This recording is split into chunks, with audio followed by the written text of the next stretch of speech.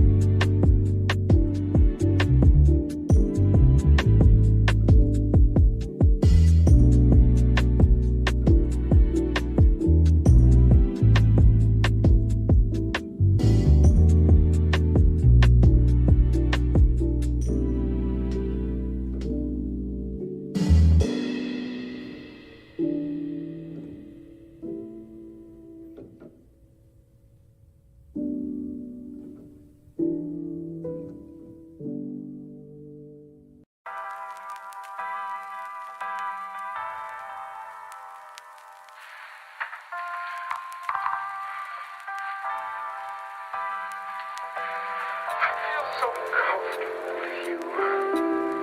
feel like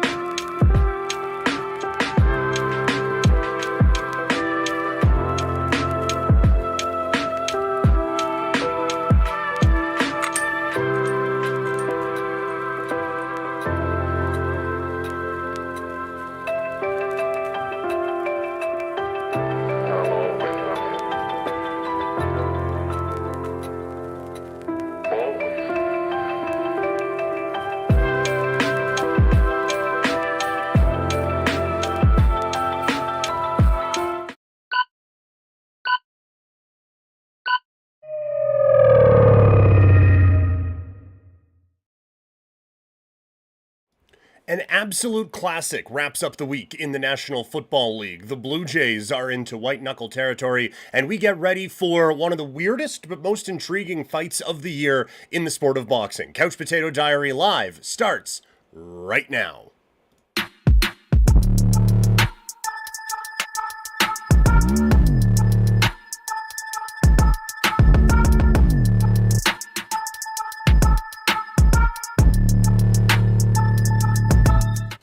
Welcome, everyone, to Couch Potato Diary. Happy Monday. My name is Peter Klein. Thank you very much for hanging out today. Coming up on the show, like I said, Week 1 NFL. It ends with a classic. We're going to go through every game and break it all down. We got some Blue Jays talk, the CFL. I was pretty happy with how the weekend played out. I know some people wouldn't be. We'll be talking about that. And then we get into the start of our NHL season preview. So very excited about that. And then it is the combat sports world. WWE saw a big return on Friday. We will get into that. And then Canelo against Crawford. It is here. Honestly, didn't know if we would get here, but we're here. So very interested to see what that all looks like. Again, we're streaming this on a few different platforms. Let me know if things look a little bit off. It looks a little weird on my end. So hopefully everything is okay on yours. Anyway, swig of water for the working man. As always, we are presented by Sea of Dead. Head over to seaofdead403.ca. We got the new Hanging in the Dome with Jerome shirts that are available. They are going very quickly. It's all in support of Kid Sport, but make sure you go check those out right now. Head over to seaofdead403.ca and get that Calgary swag to rep this city. Also, we are fueled by Swift Energy. Head over to swiftenergy.gg. Use that code PKPrimetime for 25% off. Okay, we have a lot to get to on this show, so let's get to it and start talking about the National Football League. It was the biggest matchup of the weekend, and it did not disappoint. But what does it mean going forward? Let's break down Bills, Ravens, and the rest of the NFL schedule.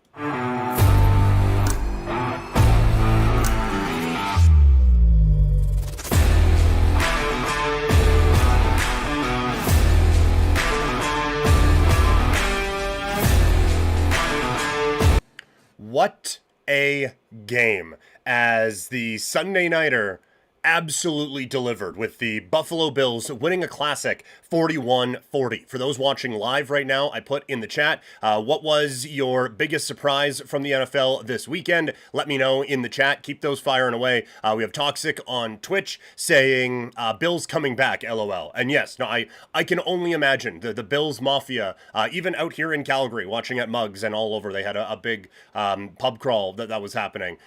I can't imagine, after getting ready for Sunday night and having that game to cheer for, just incredible. One of the best games I have seen, not just in football, but in any sport ever. That was unbelievable drama right to the end, and you get both teams looking absolutely unstoppable. You get a fantastic comeback, and two of the best players in the sport living up to that reputation. Just every bit of it was fantastic drama. So let's dive in and start with the victors, as the Buffalo Bills looked insane. at various different points. 17 points in the last 4 minutes of this game to seal away a 41-40 win over the Baltimore Ravens. And we've already gone too long in this not to have mentioned how unbelievable Josh Allen was in this game. He was so dialed in at so many different points. And like the conversation at the beginning of the year, I guess this is technically the beginning of the year, but the beginning of the offseason, I guess, was like Patrick Mahomes, is he still the guy in the NFL? And my thought, and I still hold this, is that someone needs to take the belt away from him. And you don't do that in week 1, but this version of Josh Allen could do that. This is the type of performance that gets you into the conversation of not just the best quarterback in the league, but the best player in the NFL. And I'm sure his MVP odds shrunk significantly this week as he goes out and puts on just the performance of a lifetime and saves his biggest moments for when his team needed it the absolute most. Incredible stuff from Josh Allen. And again, smart when to run, picking his spots really well and utilizing his weapons, extending the plays and picking up some big first downs when he needed to, using his legs, using his incredible arm talent, just showing off every bit of the amazing skill set that has people very excited about where this Bills team could be. And for me, a little bit of vindication with the breakout call on Keon Coleman and Dalton Kincaid. Those guys stepped up in big time ways, in big moments. Keon Coleman, I think specifically, had a very big game, and that is the type of weapon that this team has been missing. And if he can continue to develop into that sort of a thing, this team becomes all the more dangerous and all the more intriguing when we're talking about a Super Bowl champion. But to be able to come away with those performances, how do you not feel like this is a dominant football team in this league? Obviously, some holes on defense. They give up 40 points. I don't think we should judge anyone's defense based off of how they play the Baltimore Ravens. Now, odds are they're going to have to face the Baltimore Ravens one more time, probably in January, to get to ultimately where they want to get to, so the defense does have to round into form by then, but that is a difficult test for your first week of the regular season. So I'm not going to judge a whole lot, but there were too many holes in the passing game, and obviously the run defense was a problem. Derrick Henry had some fantastic runs, but that one where he bounced it to the left side and took it down the field for a touchdown, that shouldn't happen. He shouldn't be able to outrun all of the angles and all of your pursuit in that way. So there are some things that, even though it was against one of the more dynamic offenses in the National Football League, there are some things that you need to kind of tighten up. And to their credit, they came up with a couple of, finally, but they came up with a couple of big stops when they needed late in that game to help give their offense a chance to win the football game. On YouTube, the title of this is, Are the Bills the Team to Beat in the NFL? I still think when you look talent for talent across the board, the Philadelphia Eagles have the better football team. And my preseason pick was the Green Bay Packers. Didn't see anything in week 1 to scare me off of that pick. But when you are looking at the Bills and how they can execute, and just it's that guy at quarterback, Josh Allen. And now if he has Keon Coleman turning into a real weapon the way he is, then all of a sudden you do have to put the Buffalo Bills legitimately into the title tier. So are they the team to beat in the NFL? I don't know if I will go that far just yet, but they are certainly, I think, the best looking team in the AFC coming out of week number 1. All due respect, of course, to the Indianapolis Colts.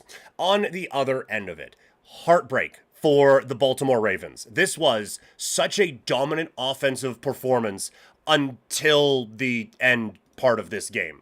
That, like, they looked unstoppable. They really did. Lamar Jackson, I know that, he's not much of a passer. And the passing numbers aren't exactly the same size as Josh Allen's, but I thought as a passer, he looked really effective and was just kind of picking apart this Buffalo Bills defense. And of course, the sports talk thing to do, and the one that, honestly, it would have got me more clicks probably on this today, is to come on here and be like, see, Lamar Jackson proving why he's not a championship level quarterback. And I can't imagine sitting down and watching 60 minutes of that football game and coming away with a negative thought about Lamar Jackson and the Baltimore Ravens. They looked great. both of these teams looked like Super Bowl contenders and looked Super Bowl caliber. I didn't come away from this thinking, man, Baltimore still can't get it done. I come away from this thinking this Baltimore team is legit, and a big part of it is the quarterback that they have.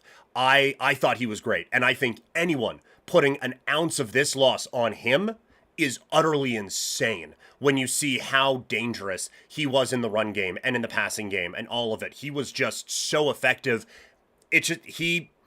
There were a couple of plays that they didn't execute on, and then their defense couldn't get a stop on the final 3 drives. And then they get a stop when maybe they didn't need to, and that ends up costing them in the end. But I just, the only takeaway I think you can have from watching this game is these are 2 elite quarterbacks in the National Football League. Toxic, again, in the Twitch chat, not Lamar Jackson's fault in that game. 100% not. Toxic. Completely agree with you on that front. That there's no way you can put this one on Lamar Jackson. And I think, like, quite the contrary. I think coming out of this, I feel even more confident in the offensive upside of this football team. You know that Derrick Henry is going to be a beast. You know Lamar Jackson and what he is going to give you. The leveling up part is, I think, Zay Flowers. I thought he had a fantastic football game, and he looked like the number 1 receiver that this team was hoping they found when they drafted him a few years ago. I thought this was a leveling up performance for him. I really did.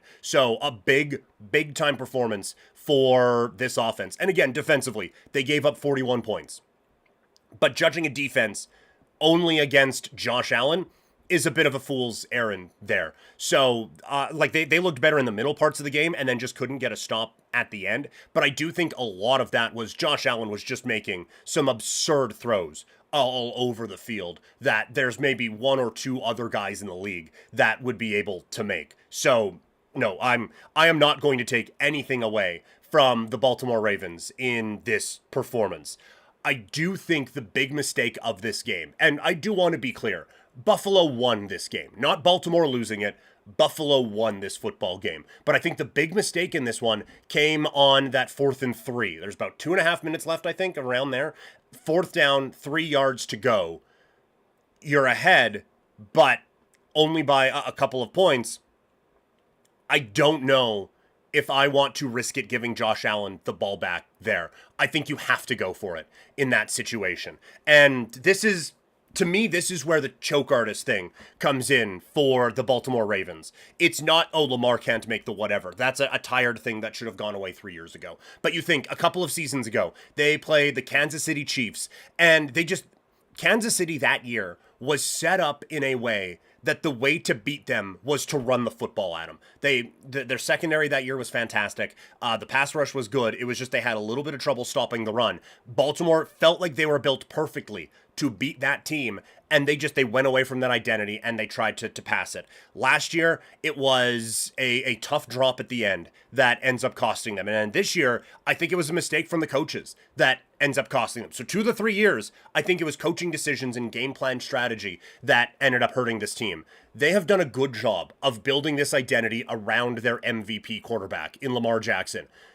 The issue is these guys still default to old classic football stuff when the game is on the line. And I just feel like if you're going to have this identity, you have to be this identity. Not just in week number 3 against Cleveland, not just when you're up by 15 against the Raiders in the 4th quarter, but every single decision needs to go through the filter of the identity that they have set as a football team. When you look at what they have on offense with Lamar Jackson, with Derrick Henry, and like we said, Zay Flowers, I think, stepping up, and Mark Andrews, who, yes, it was not the most reliable moment at the end of that matchup with the Buffalo Bills in the playoffs last year, but he's still a reliable target. For 4th and 3, this offense and this roster is basically built to be able to get you 4th down and 3. And I think they just went to regular football logic instead of we have like the best 4th down and 3 best or second best 4th and 3 quarterback in the NFL. Let's do this thing. So I feel like it was just a mistake, and they are 99.9% bought in on this identity. It is just the biggest moments in the biggest games that they go back to old reliable football stuff, and that's not what this team is. So I thought it was a mistake to do that. Like, you look at how amazing Josh Allen was in this game, and to see how dominant they were. I don't know if it would have mattered giving him the ball at the 45-yard line or punting it and giving it to them at the 20 or the 15 or the 10 or the 5. Like, Josh Allen was going to march his way down. It was honestly just a matter of, if he scores, will we get the ball back? Will we be able to have enough time on the clock to be able to get something down the field? Or let's execute on 4th and 3 and win this game. I don't think in that instance, I think you have to do everything in your power to not give the ball back to Josh Allen. And if you get stopped on 4th and 3, it's not like you guys stopped him at any point on that drive anyway. So it gives you a better chance of getting the ball back, honestly.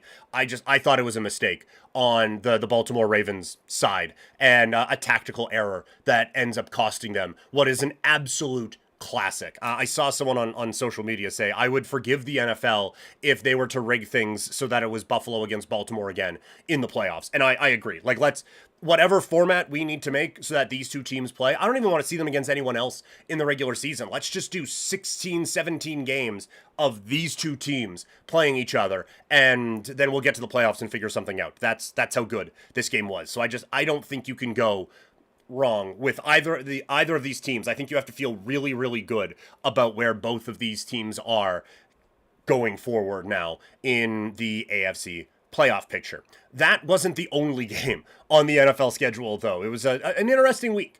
And just another quick note, we kind of talked about it in the pre-show on Friday.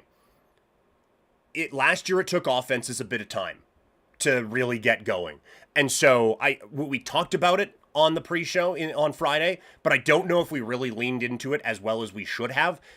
Unders were very much in play this week across the board, and I think that's something we maybe need to look at going into next week. Now, one of the games that we did pick the under on, both teams almost went over the 38.5 total, and that was Steelers against the Jets. And very selfishly, I was annoyed by this football game. If you watched any of the preseason shows that we did, a lot of my talk was how the Jets are going to be improved because Justin Fields is an improved version of what they had last year in Aaron Rodgers. And that was the one that got the most comments on YouTube. It got the most attention on social media, all of that stuff. And so this one was obviously kind of a big one for that take, with Fields going head-to-head against Aaron Rodgers. And I know that Aaron Rodgers wins this football game. I guess more specifically, the Pittsburgh Steelers won this football game. But I still stand by what I said. I thought of the two quarterbacks, I get that one of them got the win. Of the two quarterbacks, if you just watched that game and didn't have the score bug up there, I'm picking Justin Fields. I thought he looked like the better quarterback on this day. I really did. He looked so much better than what he looked like in the preseason. Like, the accuracy was there. A couple of decisions that he didn't make that cost them. That fourth down where he's scrambling around, he throws it over to Garrett Wilson, who gets drilled by Jalen Ramsey to end the football game. He had the first down, and I get you want to save that timeout so that you can rush the field goal unit on, but you have to get to the field goal unit. I think in that spot, he is a running quarterback. He had the 3 yards ahead of him. Run, slide, timeout, and try to set up your offense to be able to set up a game-winning field goal with a few things to the outside or something. Because just that pass, it wasn't going to, it was going to get the first down if he could hold on to it, but Ramsey was right there. So even if Wilson's able to hold on, it's still a tackle in bounds, and you are still in the situation where you have to scramble to take the timeout or get the field goal unit on or whatever. So I thought it was a tactical mistake there, but overall, I thought the use of his legs was good. I thought the rest of the offense looked pretty effective. Breece Hall looked good. Braylon Allen looked solid, and Garrett Wilson was really strong in the passing game. So again, maybe it's just me being take committed. I don't feel like I come out. I was prepared to watch that game and think, yeah, I missed it. I doubled down on it, and I missed that one. But I genuinely don't come away feeling like I was wrong on the Jets on that one. And I don't think I'm wrong on Aaron Rodgers either. He was okay, but it annoyed me. And you knew it was coming, but it annoyed me on Sunday Night Football, where it's stellar debut for Aaron Rodgers, where he had 244 yards and 4 touchdowns in the win. It's like, man, they won this game because the dumbass on the Jets fumbled a kickoff and DK Metcalf catches a Plinko ball over the middle, which is so both Steelersy and Jetsy, where you have of course, a bounce is going to go the Steelers' way. And of course, a bounce is going to go against the New York Jets. So maybe that is my biggest mistake in being a little take committed on the Jets this year. It's not that I made the wrong call. It's that I now have to endure Jets football all season. So there might be a little bit of that. But like, I didn't come away from this game being like, oh man, Aaron Rodgers is back. I do think that, like, the big concern, I guess, for my Jets take would be the defense didn't look great. Aaron Rodgers made a lot of wide open throws, and that's good for him. Like, I couldn't, so good for him on that. But I don't think he did anything exceptional to win this game. I think there were some breakdowns in coverage for this New York Jets secondary that allowed some big open plays, and then a couple lucky bounces went their way. So no, I am not going to stand down on any Justin Fields or Aaron Rodgers take after this one. And then this is why I get frustrated with Rodgers, and maybe it is something that kind of clouds the judgment on him. But after the game, saying, like, it just felt good to beat the entire Jets organization. As if, again, he was the one who was wronged. Like, his ability to somehow find his way into being the victim in every scenario where he is complaining that the Green Bay Packers aren't drafting wide receivers for him to give him weapons, when he's going out and winning MVPs and his team is competing for championships because of a few things that they were able to build around him. And then he whines and complains. He goes to the Jets. They have to hire all of his friends. His leg explodes.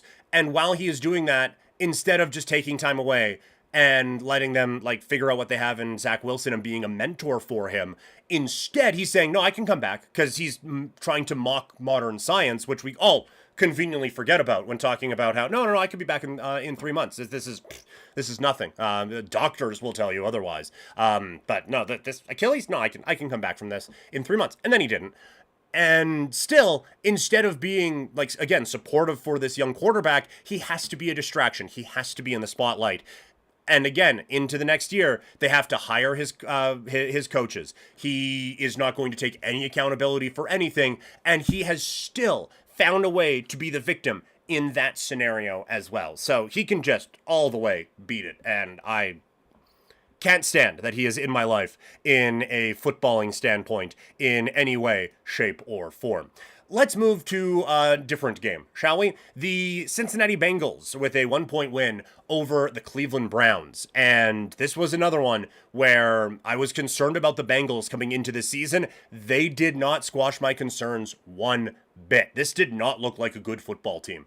On offense, they couldn't get anything going. Myles Garrett was a game wrecker here, and every concern you had about the offensive line rings true here, because they were not able to protect Joe Burrow in this matchup. And to only get 17 points against the Browns, that's not great. And again, it's taking these offenses some time. And I'm not going to sit here and say the Bengals are going to be able to trade away the Arch Manning pick or anything like that. But this was not the game that would make you think the Bengals are a real contender in the AFC. Forget that. Even in the AFC North. Like, watch that game and then watch the Ravens and tell me that these two teams are on equal footing right now. That's just simply not the case. And, like, to win this game, they had to get very lucky again. And look, I've said that about a couple of teams now. You still have to take advantage of other teams' mistakes, right? Like, it's not just, oh, well, lucky, guess they suck. You still have to be there to take advantage of it. And they were. It's a couple of passes from Joe Flacco that he makes the mistake of hitting his receivers in the hands. And so Judy goes to catch it and tips it up in the air, and it's intercepted. And then same thing, Tillman is going down for a pass, tips it up in the air, and it's intercepted. And they were talking about, oh, inaccurate pass for Joe Flacco. It's like, really? Like, if that is completed, the announcers are talking about, oh, just put the ball in the only spot his receiver could get it. Veteran play from Joe Flacco. So a bit of playing the results on that. But you get 2 turnovers like that, and then the kicker missed 4 points worth of kicks in this game to help the Bengals seal away a win. So I do not come away from this game impressed at all with Cincinnati, and any concerns I had are kind of magnified about them more than anything else. Toxic again in the Twitch chat. Bengals, a flawed team. They have some stars, but the supporting cast is bad. Yeah, like they have Burrow's a star, Higgins is a star, Hendrickson's a star, Chase, and then Brown is getting there. But after that, there is nothing on this roster at all. So if they played like that against most other teams in the AFC, they would have lost that football game. It's just they had the good fortune of taking on the Cleveland Browns. A major statement was made this weekend with the Green Bay Packers annihilating the Detroit Lions in week number 1. And again, it's a lot of confirmation bias from this game. There were quite a few people who were picking the Packers as a Super Bowl team. And I will say, I was one of them.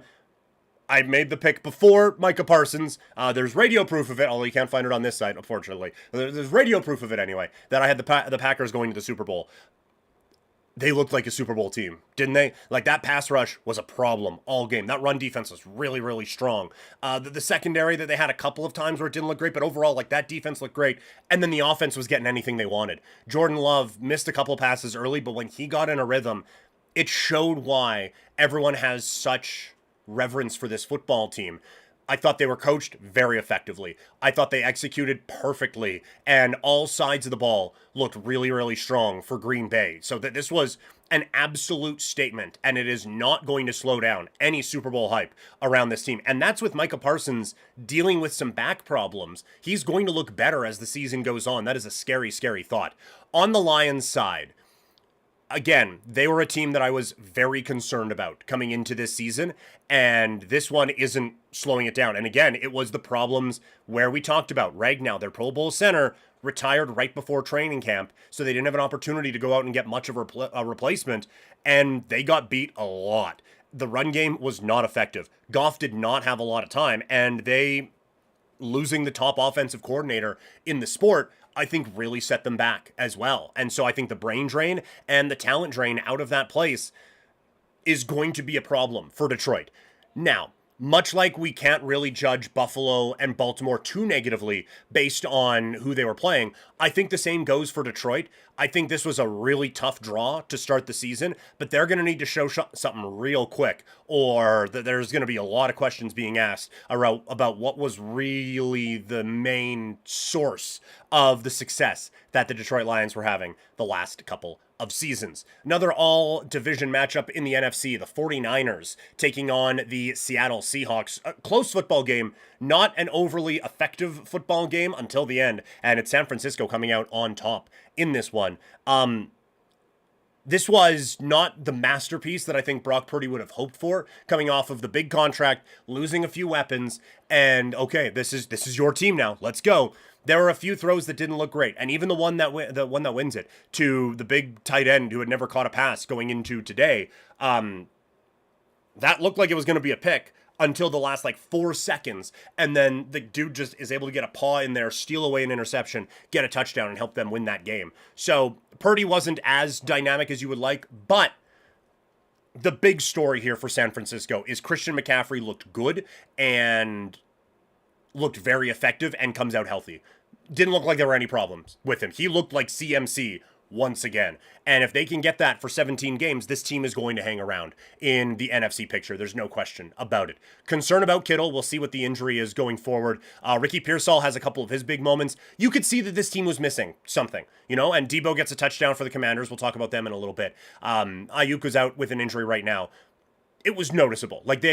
I think Pearsall is good, and I stand by him being a very good fantasy option this season, but he's not a number one yet, and I think we are seeing that now with him. But they looked good, and I thought defensively they looked pretty strong as well. For Seattle, the defense looked a lot better than I was giving them credit for in the preseason. That was one of the ones where I was like, man, I missed on that a little bit, because I'm down on Seattle coming into this year, and the concerns were the offensive line, the loss of weapons on offense, and the downgrade from Geno Smith to Sam Darnold as your quarterback.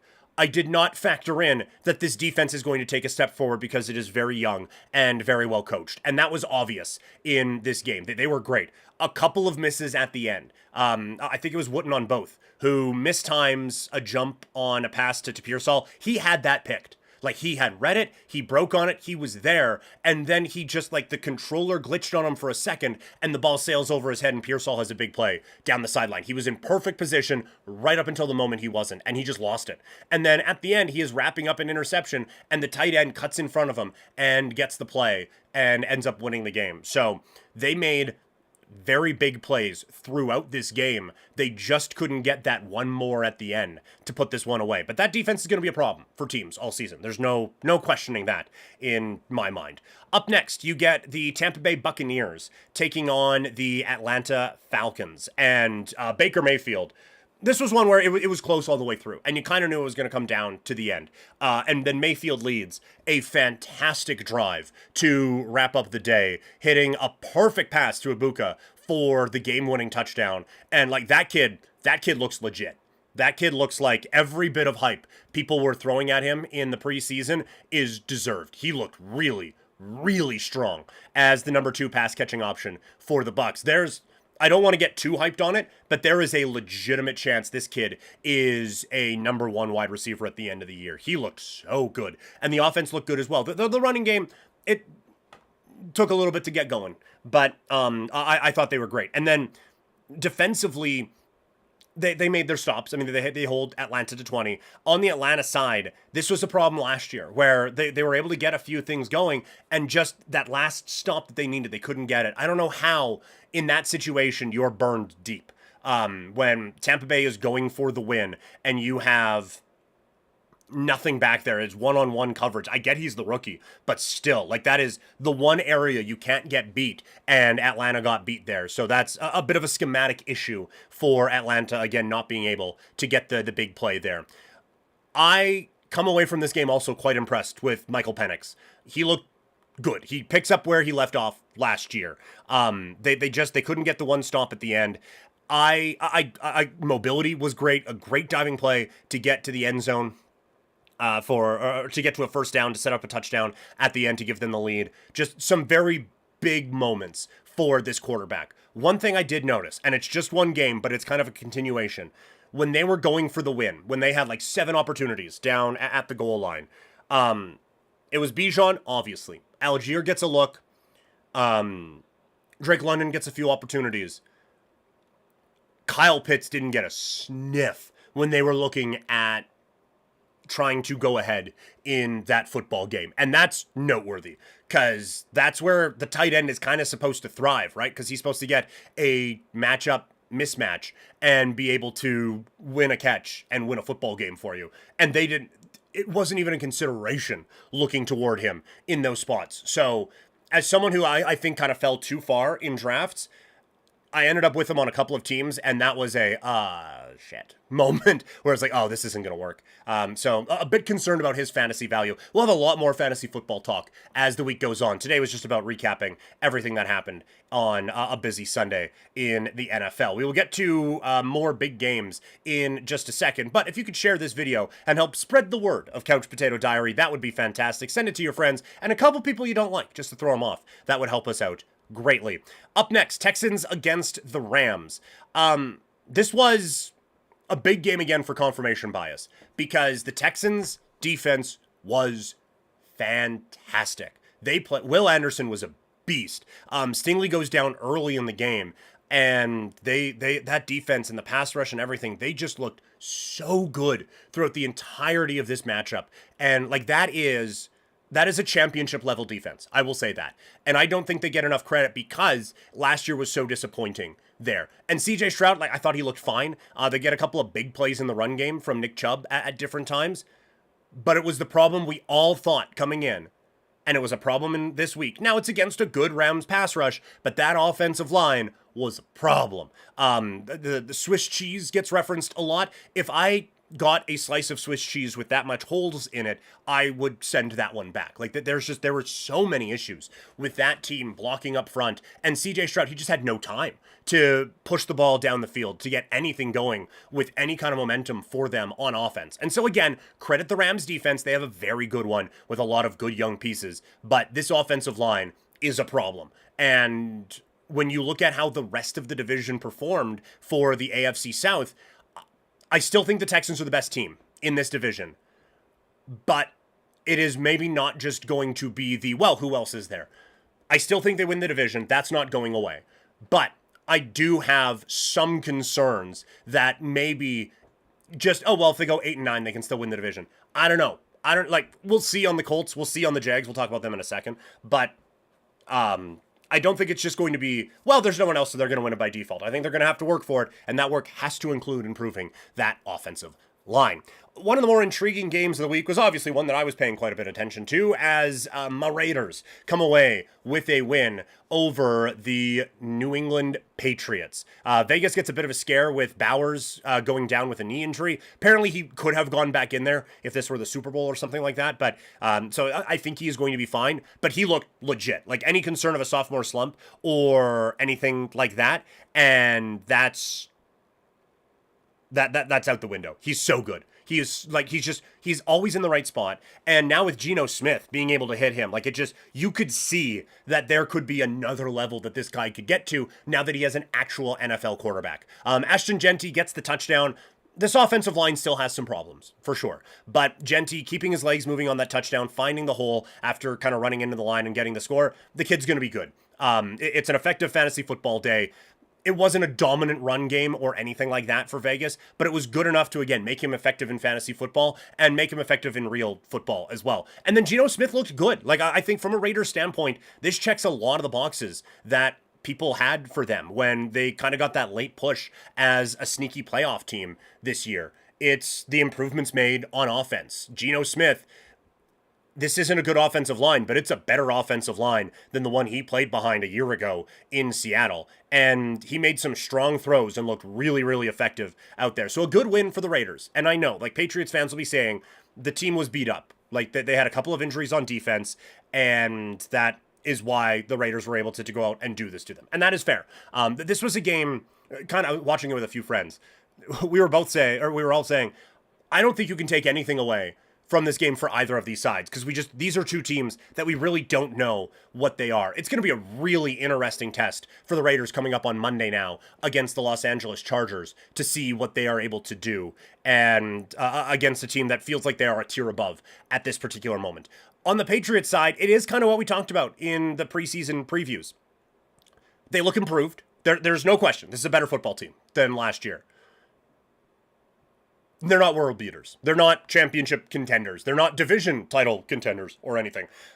This is a good football team. It is not a great football team. Again, hanging out with the friends that we were talking about it. This team is an offseason away from being very dangerous. I know people were waiting for them to take a step, and I think they'll take a small step forward this year. But they could take 2 or 3 next year with the right moves, because the pieces are there. Not Geno Smith, right? Drake May looked very good. He has obviously leveled up a little bit. But while weapons are improved in New England, they're not difference makers. You could see the limitations of what you have when Stephon Diggs is your number one pass catching option. And yes, they have a couple of running backs that I'm interested in, but the offensive line, while they put some investment into it, it wasn't this dominant group that people were hoping it would be coming into this season. The Raiders were able to put quite a bit of pressure on Drake May and able to squash quite a few rushes as this game went along. So again, they're improved, but it's not the massive step forward that everyone was expecting. I think the main thing that really set them back were a couple really tough penalties from Will Campbell on the left side, the kid they drafted in the first round who said he would die protecting Drake May. He might, because Mike Vrabel could kill him if he takes more penalties like that. But that's something that's going to fix itself as the year goes on, right? That's something that you are not going to see from a rookie in week 10, 11, 12. At least to that level anyway. So improvements for sure. Patriots fans should be excited about this year, but I don't. If you have an option to cash out your Patriots alternate win total of 10.5 and a Super Bowl bid, I think you can probably cash that one out now, because they don't look like that group. I will say one of my biggest misses of the week was this next game, Commanders against the Giants, and I had said I think the Giants can keep this close, and Lord no, the Giants kept this game close for a lot of it. I think 21-6 ends up being the final, or 26 ends up being the final. They kept it close for a really long time in this game. It's just they couldn't break through. And I had said that going from Daniel Jones to Russell Wilson is going to be a big enough improvement for this team to be able to be a competent football team and be a competent offense. That was not the case here. And now Washington's defense, they're very well coached. I do think that they are kind of greater than the sum of their parts, but they're a very well coached unit, and they have enough veterans out there that they know what they're doing. But this offense couldn't get anything going. Russell Wilson, I know Daboll wasn't non-committal going into or out coming out of the game. At practice today, he said, yeah, he's our starter for week 2, but Russell Wilson didn't look great, but he just said he had no one to throw to. Teo Johnson has a tough drop out of the tight end spot. Tracy had an all right day. Neighbors was absolutely smothered for a lot of this game, and you could just see like the limitations that they had with Russell Wilson at quarterback and with this team just not having the options, and with the offensive line being a big problem there. And I think again that was kind of the biggest thing, is that there just wasn't time for Russell Wilson. And 8 years ago, that's not a problem for us, but now it is. So they don't have enough there yet to think that they're going to take a step forward. The thing that makes you feel great about this team is that defense did keep them in this game for a really long time. It's just eventually they were on the field too much. They couldn't stop Debo on that little drag route when he was able to turn the corner and get in. But everything that you thought about this pass rush was there for the Giants. So there are positive signs coming out of this for New York.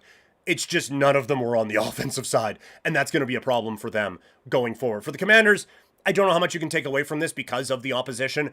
Maybe a bit of a concern about how tough sledding it was on the offensive side, but we think that's going to be a very good Giants defense all season long, so I'm not going to push the panic button just yet, on a team that maybe I was comparing negatively to the Texans from last year, but I don't think we can go, called it, just yet, because that's going to be a good defense for New York. And defensively, I mean, it's a bad offense for the Giants, so I don't know how much you can take from that one. But the Commanders survive in advance and move on with the victory there. Up next, it's the Panthers taking on the Jags. Won't go too far into this one because it was just a weird game with the weather delay. Again, we had a couple of those this week. The Panthers are back to last year's form in the worst way. Like Tedero McMillan had a couple of moments, but Young, they couldn't get the offense going. The offensive line was not great, but this did not look like a team that was taking a step forward. And then every problem they had on defense came out here. So this was back to, Carolina's a bad football team. And any kind of optimism you may have had around the way they closed last year, I think a lot of that's gone already coming out of week 1. For Jacksonville, they played strong on both sides of the ball. They beat a bad football team. That's a game they could have lost a season ago. But Travis Hunter isn't going to calm anyone's hype around him. He looked strong, looked very quick, and they were getting him involved in the offense. From a fantasy standpoint, didn't really seem like any running back really stood out above the rest, and Tootin actually got quite a few looks as well. So that's going to be a situation, I guess, to monitor going forward. But Jacksonville looked fine. We'll see what they look like against better football teams, but that was the type of start that this team really did need it, although I don't think it's one that we can really definitively say we learned a whole lot about. Titans against the Broncos, we said going in, it was a tough draw for Cam Ward to go up against this defense to start your year. Some signs. I thought, like, defensively, they played really well. They were able to limit Denver quite effectively and keep them in this game. And honestly, they should have had a chance to win this game. But late in the game, when they had a chance to get a stop, it was forcing like a third or fourth down. They got a stop, and then Simmons, who was their best player on the day, came in and just had a shove late.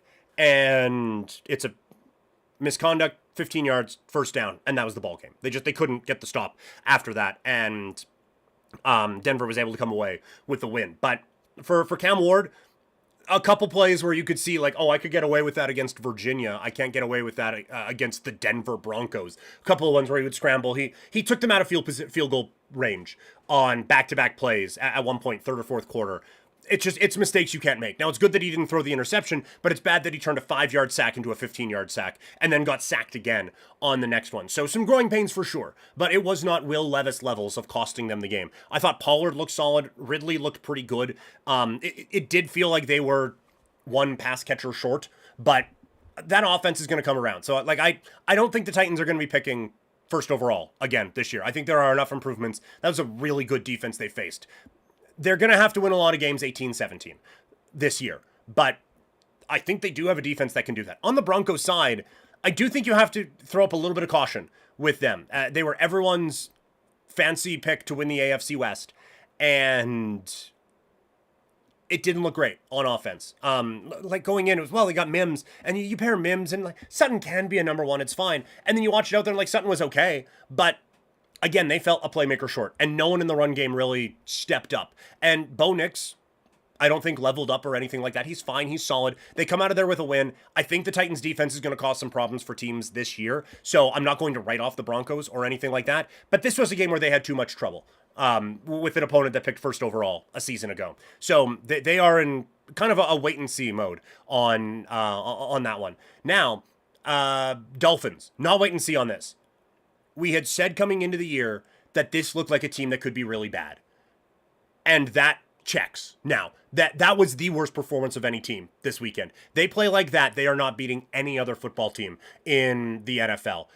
The offense was atrocious. They couldn't get anything going. Defensively, they had no answers at all. This was a pathetic performance for the Miami Dolphins. And like the Colts took advantage. The Colts are not that good of a football team to do that to anyone.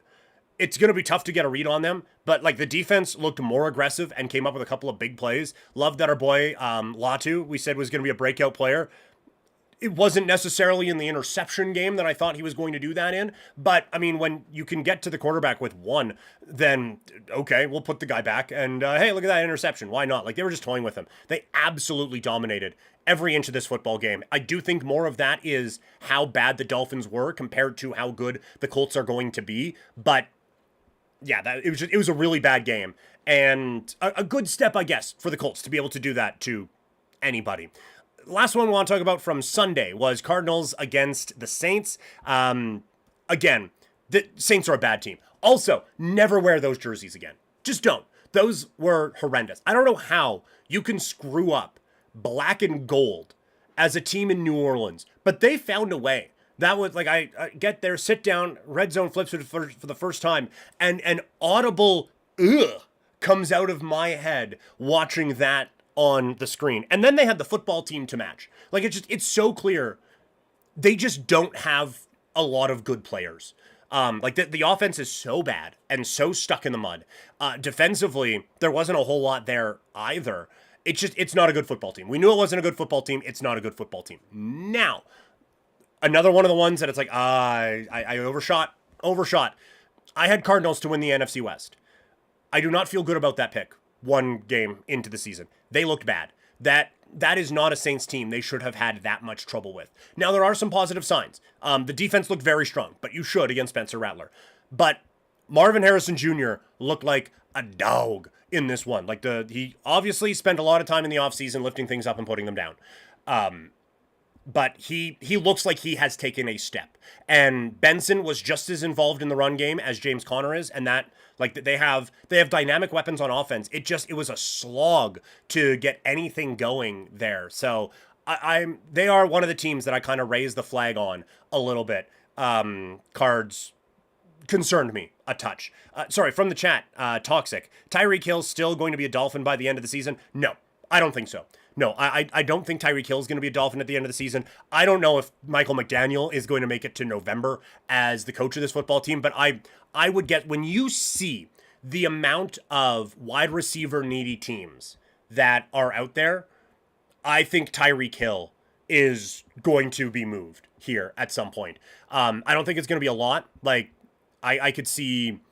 The one that I could see, and we'll talk about them in a second. I guess this leads into it. We're going to talk about Friday's game here. Kansas City Chiefs taking on the Los Angeles Chargers. Chiefs deal with another injury at wide receiver. And this was another one where it was obvious they were at least one playmaker short in this game. They know Tyreek Hill well. And they obviously are willing to overlook a few personality quirks, shall we say, very dismissively. They brought in Kareem Hunt again. And they had let him go the first time because Kareem Hunt did some bad dude stuff. Tyreek Hill continues to do bad guy things. But Kansas City, I could see as a team that would overlook that again and try to make that a thing. So, do I think that the Chiefs trade for Tyreek Hill at some point? I do. That is, maybe it's too easy of a landing spot, but I could see, like, Chiefs send a third to the Dolphins for Tyreek Hill. Or, I mean, maybe you get a first-round pick out of the Dallas Cowboys for him. But I think it probably ends up being like a third or fourth-round pick, sending Tyreek Hill to the Chiefs and trying to get them back. Because, again, you watch this game on Friday, and Kansas City, it felt like they needed another guy. And I get they're getting another one back in Rashee Rice in a few weeks. And I would caution, again, I'm not saying they should. I wouldn't want Tyreek Hill anywhere near my football team. And I really don't want Tyreek Hill anywhere near my wide receiver who really has been walking a fine line in his first couple of years in the NFL, disciplinarian-wise. So I wouldn't want him there. You do understand that Rashee Rice is going to come back. And that was the whole gist of me thinking that this was still going to be a high-level team and an offense that was going to take a step forward was Rashee Rice is going to be there. He's a number one. Everyone slots in. Now, we will see what the injury is with Xavier Worthy. But, like, Hollywood Brown looked good. But Hollywood Brown looked like a number 3 wide receiver. Same with Juju Smith-Schuster. They have a couple of number 2, number 3 receivers as their number 1 and number 2. It doesn't work. And you could see they were missing it. I thought Mahomes looked excellent. I thought he was back to being himself, right?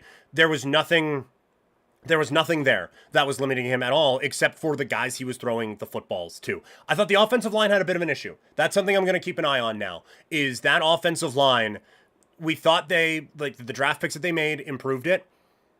I don't know, because that looked like a problem again against the Chargers here in this matchup. But they got Patrick Mahomes in capital letters, and it still wasn't enough. And we talked all last year about how, yeah, they're winning these fluky games, and that there's a lot of luck went into that. They still make the big play at the big time. They didn't in this game. They couldn't get the big stop when they needed it, and they couldn't get the big play when they needed it. And it was a couple of drops, it was a couple of misses, just a couple of execution things that this team wasn't making when they were winning these close games before. So it's tough, but we will see how they're able to bounce back. On the other side of this, that Chargers team looks legit, man. Justin Herbert looks really good. And like he was going later in drafts. I know the reputation of this team is that they're going to be a run-heavy team. They weren't at the back part of last year, and they aren't this year. They were throwing the ball all over the yard against what's supposed to be a good Kansas City Chiefs defense. And now maybe that's it because this defensive line is very good. They are a difficult one to run against. So maybe it was just a strategic thing, but I would have my eye on a Justin Herbert if we're playing fantasy football. He looked really good, and he looked very effective, and he looks like he has taken a step now, which is the last thing anyone in the AFC wants, because we just saw two amazing quarterbacks do battle at the end of the night on Sunday. But Herbert looks like the guy, and Keenan Allen, Ladd McConkey, all those guys look really solid around him. But the defense, I thought the defense played very, very strong. And I had said, like, I don't think they have enough talent on the defensive side, but they got a lot out of the sum of the parts this week, and we will see what they can do next week. They both of these teams, I'm going to keep a very close eye on as we go along. So that is the NFL rundown for week number 1. One more game to go. It is Vikings and Bears coming up on Monday Night Football, so we will break that one down for you guys tomorrow. Just letting you know what the schedule is going to be, I guess, NFL-wise for the season, and just streaming-wise, I guess, for the year.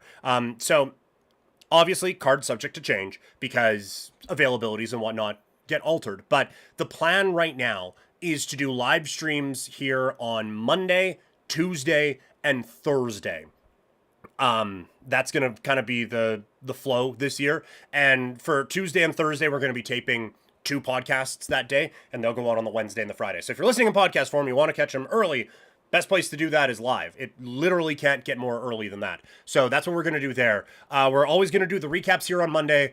Fantasy football talk is all back. We're going to do a lot of the fantasy football stuff on Tuesdays.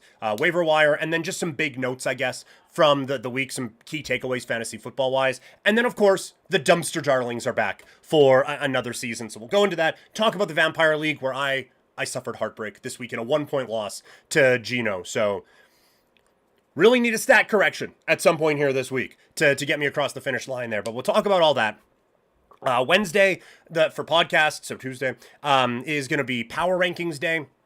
Run through all the teams in the National Football League and figure out where they rank. Thursday, we'll do a Thursday night preview. And then every Friday on the podcast, so Thursdays on the stream, we are going to do the full NFL preview. And those will get more in-depth statistically and all of that as the season goes on. So if there's anything you want to see more of or less of, let me know either in the chat when you're watching live, in the comments if you're watching after, or find me on social media at Primetime Klein to let me know what do you like, what don't you like from all the NFL coverage this year, because it is one of the staples of Couch Potato Diary, is just how fucking much I love talking about the NFL and breaking it all down with all of you fun folks out there. So that's kind of the plan, at least for now, with Couch Potato Diary this upcoming football season. And a reminder, if you missed any of this, we've been going for, well, I've been talking for basically an hour now, but if you missed any of this, it'll be available in podcast form on Spotify, on Apple Podcasts, or wherever you get your podcasts. So if you missed anything, or you just want to bring Couch Potato Diary with you wherever you go, you can subscribe wherever you get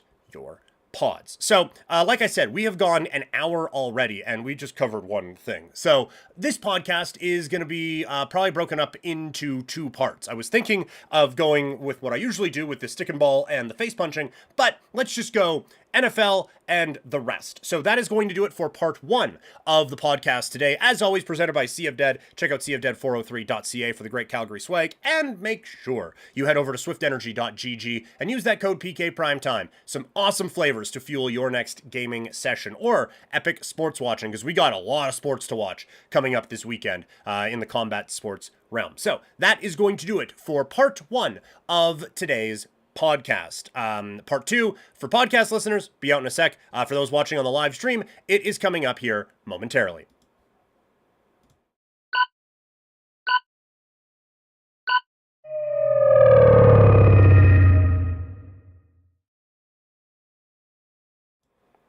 Part two of the podcast. Part one, all NFL. Part two, all everything else. We got NHL to run through. CFL week that I hope Toxic can stick around for, because I very, very confident about the Stampeders being number one in the power rankings last week, and should be. But I think that may change going into this upcoming week. So we will talk about that as well. We got some wrestling, we got some boxing, and all of that to discuss on the show. So thank you guys for sticking around here today on the live stream, and for listening to part two of the podcast. So let's dive right in. It is now NHL season preview time, as the National Hockey League season right around the corner. And a lot of years, basically ever since I've been doing this, the first thing I do is we run through how the champion built their roster. But kind of did that already with these guys, right? When you have repeat champions, it's like, hey, listen to that whole episode, add on top Brad Marchand from Boston, and you basically got the gist of it, right? So today, I thought instead of like going through the whole thing and, well, they drafted this guy, they got this guy, one of the big keys to the Florida Panthers' near dynastic run has been getting the most talent out of guys that maybe were a bit forgotten about or just not talked about enough. So today, we're going to go through 5 guys who I think could be hidden gems for teams, whether it's their own team, their new team, or a different team that could maybe get the most out of them in a Verhage-esque way that the Florida Panthers were able to. So here are my 5 hidden gems going into this NFL season.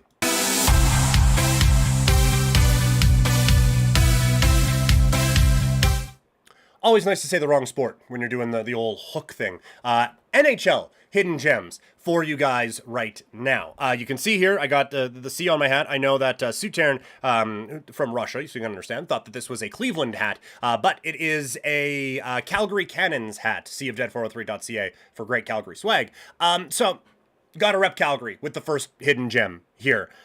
I have Connor Zary as my first hidden gem. He just signed a contract extension with the Flames. Good. I think that contract makes a whole lot of sense for all of the sides involved. I think that is a great bit of work and makes a whole lot of sense for Zary and for the Flames.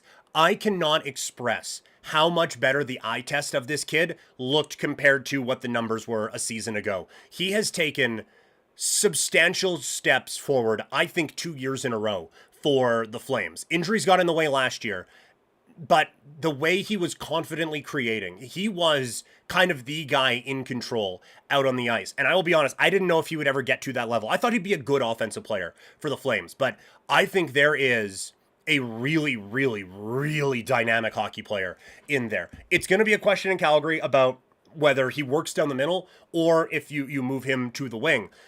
I don't think he is all of a sudden the answer to the Flames' prayers of needing a number one center or needing a real legitimate game breaker.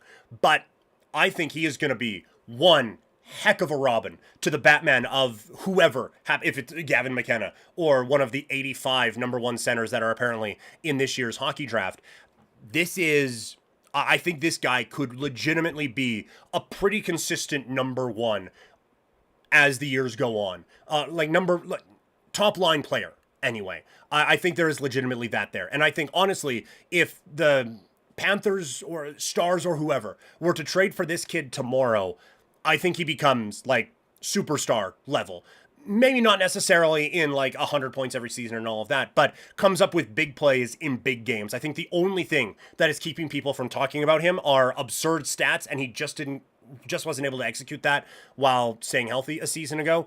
And big opportunities, and you're not going to get that in Calgary on big spotlights anyway for now. But I think he's a guy that really has a chance to take a step forward. I think this one, and I guess a few of these, like hidden gems, can mean different things to different people, right? And so this next one is one who has stepped up in some big moments before, but I think could again. And it is Teuvo Teravainen from the Chicago Blackhawks.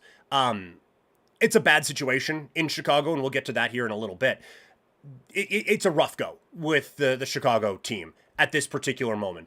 But I still think the skill set that Teravainen has, and I don't know if he's ever going to fully get to the level that I thought he might after his first few years in the NHL. Like, it kind of leveled off a little bit quicker than I thought it would for him. But I still think that there are enough things that he does really effectively all over the ice at the NHL level that if a contending team were to trade for him, I think he all of a sudden becomes fan favorite and becomes a really, really important part of that team. And you look at some of the guys that the Panthers have been able to get the most out of over the last little while, the Forslings, the Sam Bennetts, the Carter Verhaeghes, and those guys. Like, I don't know if Teravainen's turning into a 50-goal scorer, but I do think that if you put him in the right situation again, that there is a guy who could really jump up a level or two and significantly outplay whatever you would have to give up to get this guy. So I think that when we are looking at moves that the Panthers have made that have made them successful, I think Teravainen kind of fits the style of that very effectively when you are looking at where these would have the greatest impact, and that is in the postseason. We have 3 more to go, and 3-1, I guess technically 4 players, but 3 more kind of slots to go. And kind of different meanings to all of this as we go along. But first, want to ask if you could follow me on social media. Couch Potato Diary always has stuff changing around here, so make sure you're following me on social media, where I'm now realizing I forgot to tweet out that we're going live today. But you can follow me on social media at Primetime Klein on X, Instagram, TikTok, Threads, and Blue Sky. Up next, these guys are hidden gems in that they just haven't had the opportunity, I don't think, to really break through yet. And I think it's coming. It is Lawson Crouse and Dylan Guenther with the Utah Mammoth. Almost called them Jazz there. I don't think I'm going to have a tough time not saying hockey club with them. I think that one's going to go away pretty quick. Mammoth is going to take some time to set in for me. I think I'm probably going to stumble on Jazz more than I am on hockey club. But back to the original point, with Guenther and with Crouse, I think there's a few guys on Utah that are going to really level up this year. But I think one of the things you're going to hear from the season preview as we go along is the optimism I have around what Utah is building in their second year out in Salt Lake City. I think that they have really put together a very, very strong foundation, and they're going to give teams a lot of problems this year. And so I think with that, when they start to play meaningful games again, my dog agrees, Lawson Crouse has that dog in him. Dylan Guenther, I think, like, when he went down with an injury last year, it set this team back. I don't think there was any question about it that it set this team back, and they just weren't able to cross that finish line. But I think when we see these guys in big games, whether it is in February and March or April, May, what I don't think it's going to get to May, but when they get into big games, you are going to see these guys, I think, kind of break out in a big time way. So maybe this isn't necessarily along the same lines of Connor Zary, where it's, oh, well, maybe there's potential, or Teuvo Teravainen, where he's done it before, he's just on a bad team. It's just these guys are right on the cusp and have actually been pretty solid for a couple of years now, but now they have a chance to level up one more time and help get their team into some very competitive hockey games in the 2025 season. So that's why I have them as a couple of gems here. My next one.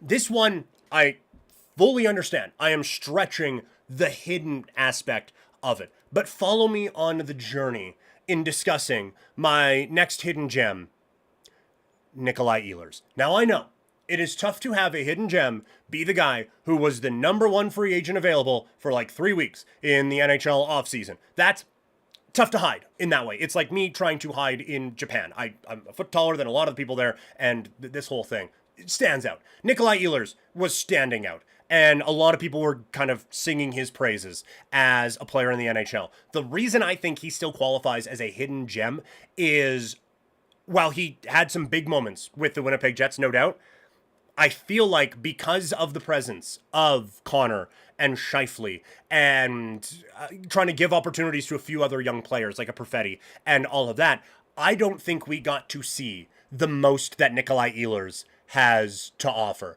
And so, like, I think there could be a stepping forward for him in a similar way to a Mikko Rantanen now being the number one guy with Dallas. I think Ehlers has an opportunity to bust through in a gigantic, major way with Carolina. And like I think the ceiling, I don't know how realistic this is, but I think the ceiling for this guy is at least being mentioned when I'm running through the top 10 players next year. Like, I think he has that level of skill that if it's all put together for a season, he can do that. I don't know if we're consistently talking about that, but he has it in him that once or twice in his career, he can pop into that. And I think now he is in a great spot in Carolina to really be able to shine as the offensive guy. And so I think we are going to look at him in a similar way to some of the guys that the Panthers have brought in as, oh, this is a guy who changes the dynamic and has found another level to his career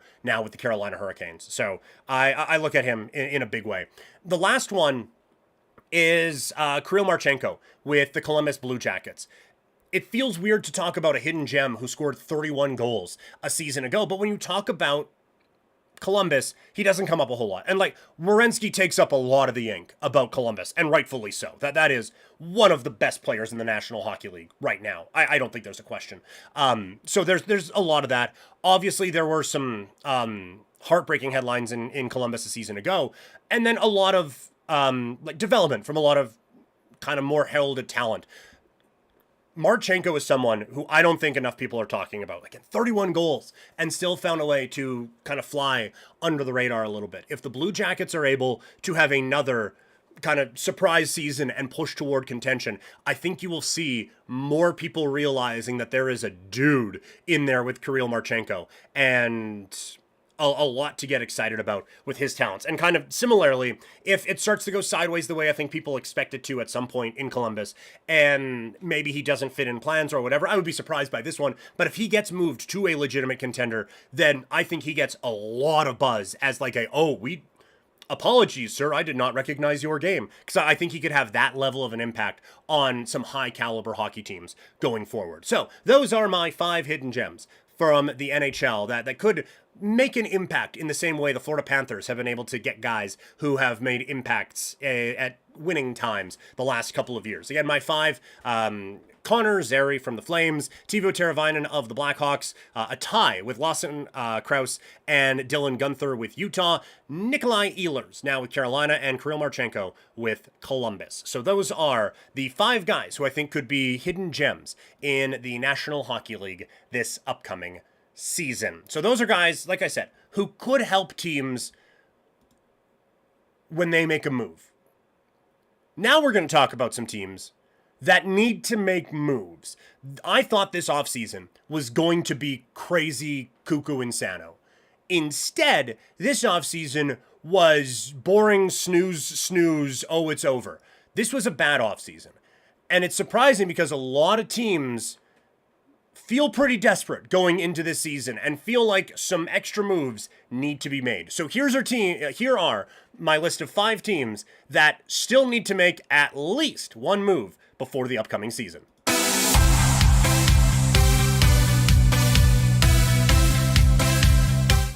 The NHL offseason was a dud.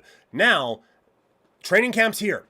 And it's surprising that these teams didn't make the moves that we thought they were going to. So these are teams that still feel like some extra work needs to be done, whether it's during training camp or before the trade deadline, but just let's not put pens down just yet. This isn't Ink Master when the time runs out, and it's stop tattooing. These are teams that need to make some moves. At the top of the list, in part, engagement-wise, and also belief, the Toronto Maple Leafs. Obviously, Mitch Marner wasn't going to go back to Toronto. I think we knew that coming into this year. The thing that has surprised me about Toronto is there hasn't really been that sort of counterpunch. And talking to Leafs fans, they will tell you that the way that this is different and the way that this is better is that this is now a team that is better suited for playoff hockey. Right, with Michelli, with Waugh, with Joshua, with Nyes probably taking another step forward this year. This is a team that has a bit more of that grit and sandpaper and can score those tough goals when it comes down to playoff time. And maybe, but I think that is taking maybe some wrong lessons from Florida. You need to be able to score those goals, those tough goals, and you need to have that depth. Absolutely. But the Florida Panthers don't win 2 championships, and the Edmonton Oilers don't get to 2 championships if their top guys aren't their top guys. And so, yes, awesome that Nicholas Waugh could come in and score 3 goals in a series and help the Toronto Maple Leafs. That's fantastic. But you still need high-level talent to get you through. And looking at the Leafs, and this has always been one of the things I would come back to, is like, yes, financially they are top-heavy at the forward position, right? You got 4 guys making all of the money. Now it's 3. The problem is when the talk was, well, just move him for a defenseman. Okay, now you have 3 top 6 forwards. Now I will say they probably have 4 because I do think Nyes fits into that. But it is still putting a 3rd or 4th line guy with Tavares and Nylander and putting a 3rd or 4th line guy with Matthews and Nyes and still hoping for the same type of result. So, I don't know how you can look at this Leafs team and think, oh yeah, finished product. I still think they need another legit top 6 forward or 2 if they are going to compete with the upper echelon of the National Hockey League. That is a team that needs to make a move to get into the upper echelon. The next is a team that needs to make a move to get into any echelon, and that is the Chicago Blackhawks. I did a couple videos to the point where I felt like I kind of needed to stop because it was getting to the point of harping that the Blackhawks needed to do something, that Kyle Davidson was general managing for his job, and I was expecting them to go out and bring in some extra talent to help out their young budding superstar. And instead, they did nada. Now, that doesn't mean they didn't try. I am sure they offered Mitch Marner a lot of money to try to come to Chicago. And I am sure that they were hoping that Brock Besser would want to flip sides in what was once a classic rivalry and head over to the Blackhawks. And they just didn't get any of them. But I am absolutely flabbergasted that this is the roster that Chicago is going to come into this season with. That you have Connor Bedard, who didn't get a sniff of the Four Nations last year and is supposed to be this absolutely dynamic franchise-changing player, and you are still going into another season where he has no one beside him and no help on this team at all. If you want to say, like, it's tanking for one more year to get Gavin McKenna, fine, I guess. But that's not what was supposed to happen when you get Connor Bedard. When you get that, he is the franchise changer. He is supposed to be that guy.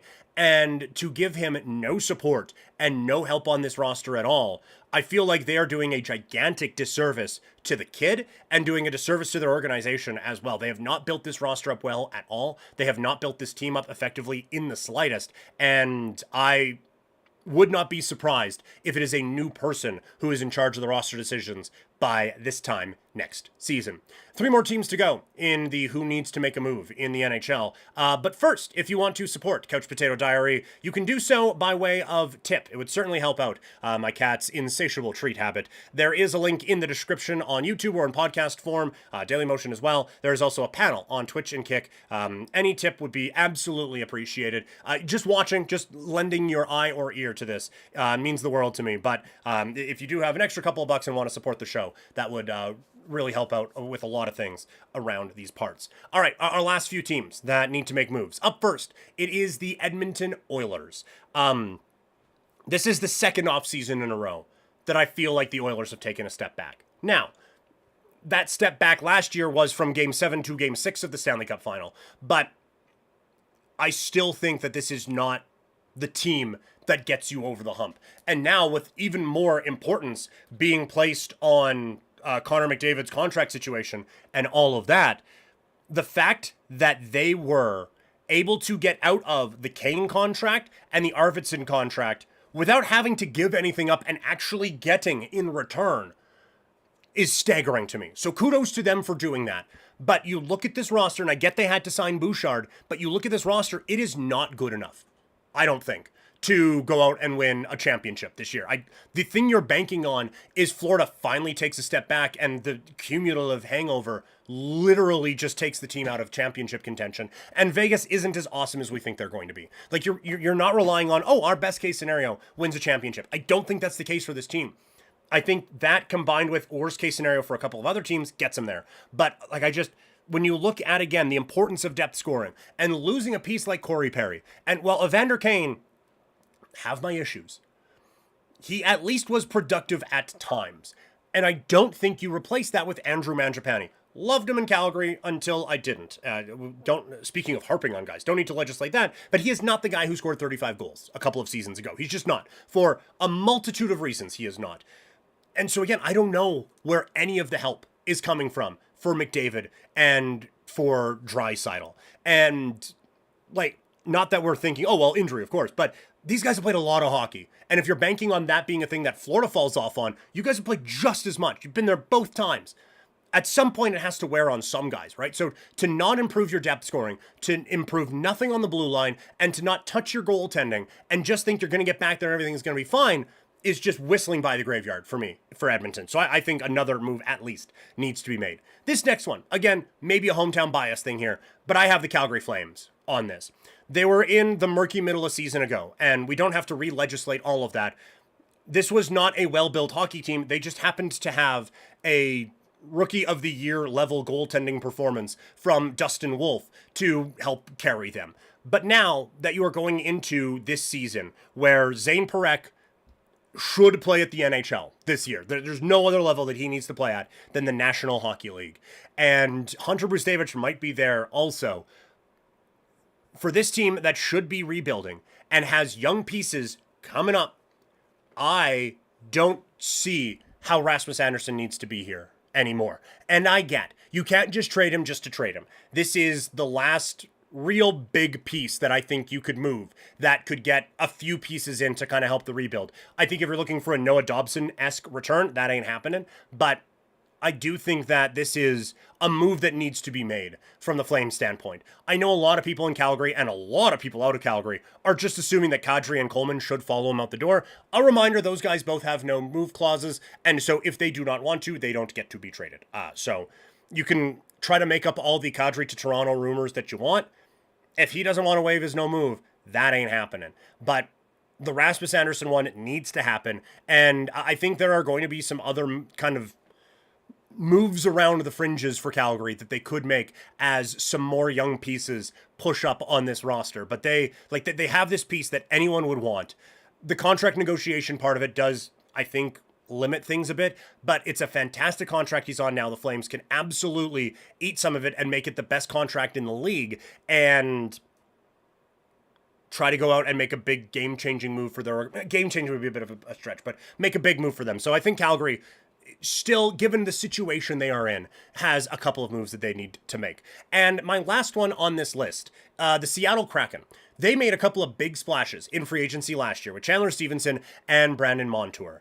And that is all fine and dandy. I like both of those players a lot. I did not like them for the contracts that they signed, whether it be the term nor dollar amount. And now Seattle is in a spot where they have a ton of expiring contracts and a ton of veterans, but then also a couple of veterans on long-term contracts that maybe don't want to be there if they're going to rebuild. So it's a weird spot that Seattle put themselves in with what I thought to be a hasty offseason a year ago. And now they're in a spot where they're not good enough to compete, and I don't think they're bad enough to tank. So something has to be done there. They need to either try to move heaven and earth to fix the goalie spot, and I get it's late now, but they need to either make this roster better or make it substantially worse. And that lever, I think, is the easier one to pull, where you have a bunch of dudes on expiring contracts that you can fire all over the league and try to get a bunch of picks back and try to actually reset this thing. So Seattle, they are right now at that fork in the road, and it looks like they're just hurtling right toward just like the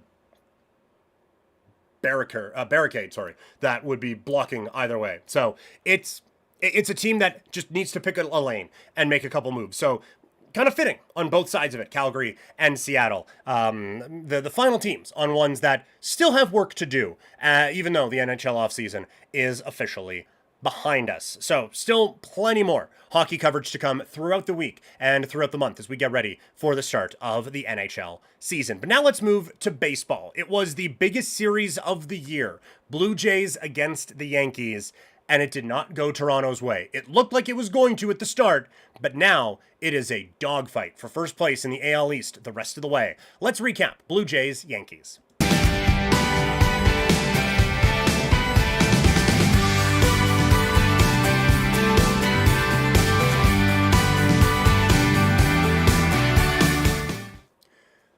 Tough one for the Toronto Blue Jays as they fall in 2 of 3 to the Yankees, meaning the lead in the American League East, now down to 2.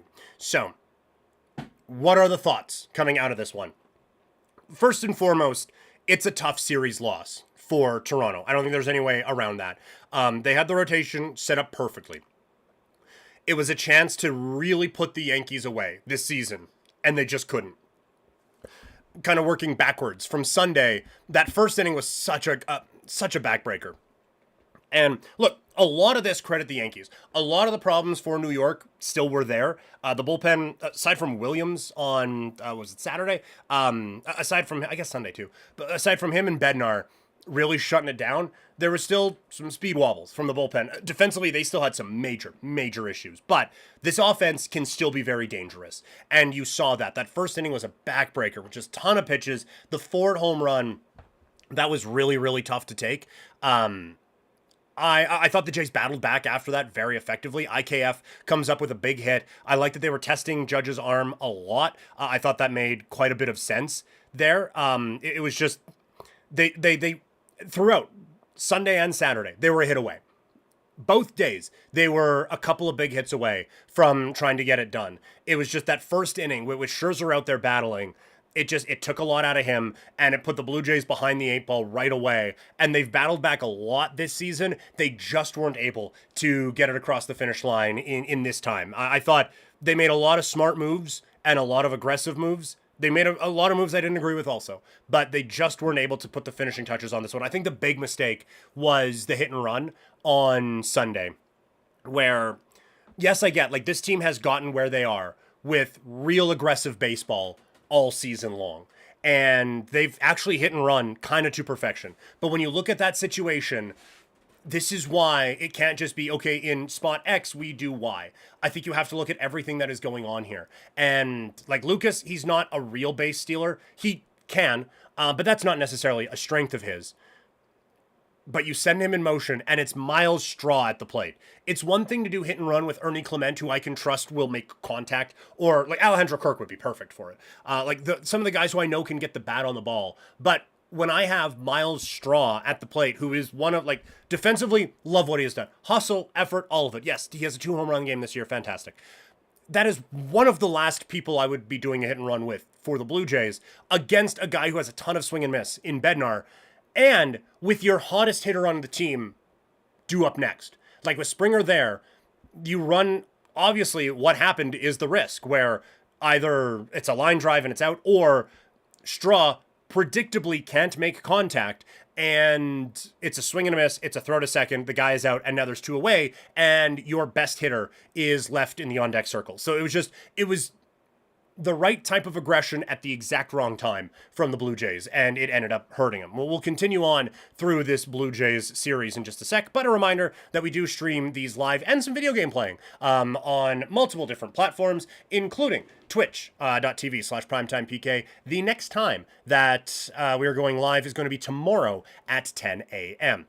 On to Saturday, the Blue Jays again. It's the story of the series. They just couldn't get the big hits in this series when they needed to. 8th inning, Vlad beats out that infield single. You have Bichette and Varsho coming up with a chance to tie it, and they just couldn't. And then you get into the real danger. And I know. I've harped on the deadline a lot with this team, but this is why. It is these situations that I had in mind when we were talking about the Blue Jays in July leading up to that trade deadline, is you have a huge game, a winnable game, where, like, Chris Bassett, who we'll talk about a bit more in depth in a second, has pitched against one of the better hitting teams in the league and given you a chance to win this baseball game. And you are facing some very good closers, some very good relievers, and you are doing it with Lucas and Jimenez and IKF. And yes, Lucas had a big hit earlier in the game, a semi-big hit earlier in the game. And Jimenez has had some moments. IKF comes up with a bigger one on Sunday. But they are all guys who have come through for you at times, but I can't imagine feeling confident with that unit against some of the better relievers that the Yankees were able to go out and get at the deadline. I don't care the struggles that bullpen has had at times, like with Williams, Bednar, Weaver, all of them. I'm not trusting these dudes in these spots. And so it would have been really nice to have, all due respect to Ty France, but another big bat to be able to bring off the bench, or another big bat in that lineup as the series went on to make those plays. And okay, so maybe, if Santander comes back, we'll see. Well, he's not. And, like, would have been a great spot for him, admittedly, but he ain't. So they needed to get something else so that these spots didn't happen. And you still, when it's the bottom of your lineup and Bichette and Varsho for the first time in the day weren't able to come through, what else do you have to be able to supplement that? The Blue Jays didn't, and it ends up costing them. Like I said, like, Lucas looked like he had the big hit. Bichette gets thrown out at home plate. I don't mind the send there. Like, he's out by a bit. I don't mind the send there because you have seen what's happened with the Yankees, right? Like, Judge couldn't throw from right field. Bellinger, had the play in left on, I guess it would have been Friday, where he's trying to make that catch on the ball and it just slides away from him. Like, he just can't quite do the old, like, Devon White shoestring catch, and it just gets away from him. The Yankees have shown that the more opportunities you give them to screw up defensively, the more often they'll screw up defensively. So I don't mind forcing New York to make a perfect play. It's just, Bellinger did. He makes a great throw to home. Grisham with the tag, or Wells, whichever one. And Bob's your uncle, out. That's it. Yankees executed that. It is what it is. I don't mind taking that shot there. The thing that you feel really good about is Chris Bassett. The first inning wasn't great, and there were a lot that he got hit hard on, but he was able to battle through. It is another one where it felt like he was battling, and it didn't feel like he had 100% of what we are used to from him, but he was still able to give you 5-6 effective innings and keep them in the ballgame. And that's the type of outing that you want from him in the playoffs. It would be lovely if he comes in game 3 or 4 of a playoff series and is just dynamite, lights out, 7 innings, strikes out 10, one hit baseball, and the Blue Jays can cruise to a victory. Odds are that ain't happening. This is what you want, is just get us to the 5th and keep us in it. That's all we want you to do. Get us to a point where we can kind of piece together some bullpen innings and let us get there. And he did exactly what was called upon on Saturday. So that was a positive there. And like Friday was perfect. They absolutely, they did what the Yankees did to Scherzer on Sunday, just on Friday, where they wore Schitler down. He was visibly, like, rattled there. And so if you are going into a playoff series, you feel pretty good about that, being able to do that to him and working your way through. They had some fantastic patient at-bats. They had big hits when they needed it. They just couldn't carry that throughout the series. You do like the approach they had against Fried, and they had a lot of contact. They just, again, needed that big hit to get through. Now, it's another series that is a big one as they take on the Houston Astros. I mean, look, they're in a spot. Every series is going to be huge the rest of the way. This was a chance to make sure that didn't happen, but now the lead in the East is down to 2, and that schedule, it's not great. It's not terrifying. There's a lot of wins that you can pick up there, but there's a lot of banana peels along the way too, and it just would have been nice to be able to get one more hit to scratch it across in any of these games, and now that lead in the East, like I said, is down to 2. So it's going to be white knuckle time for the Blue Jays the rest of the way. Let's move now to the Canadian Football League, as it was now, we're past Labor Day weekend. Rematch in a couple of spots. One in particular that obviously had a lot of my attention, as the Saskatchewan Roughriders, we were wondering how they would respond after losing to Calgary a couple of weeks ago. They responded with a big performance on Labor Day in what was a weird game but a win, and then another big performance that has them right back in the driver's seat in the CFL's West Division. Let's talk some CFL.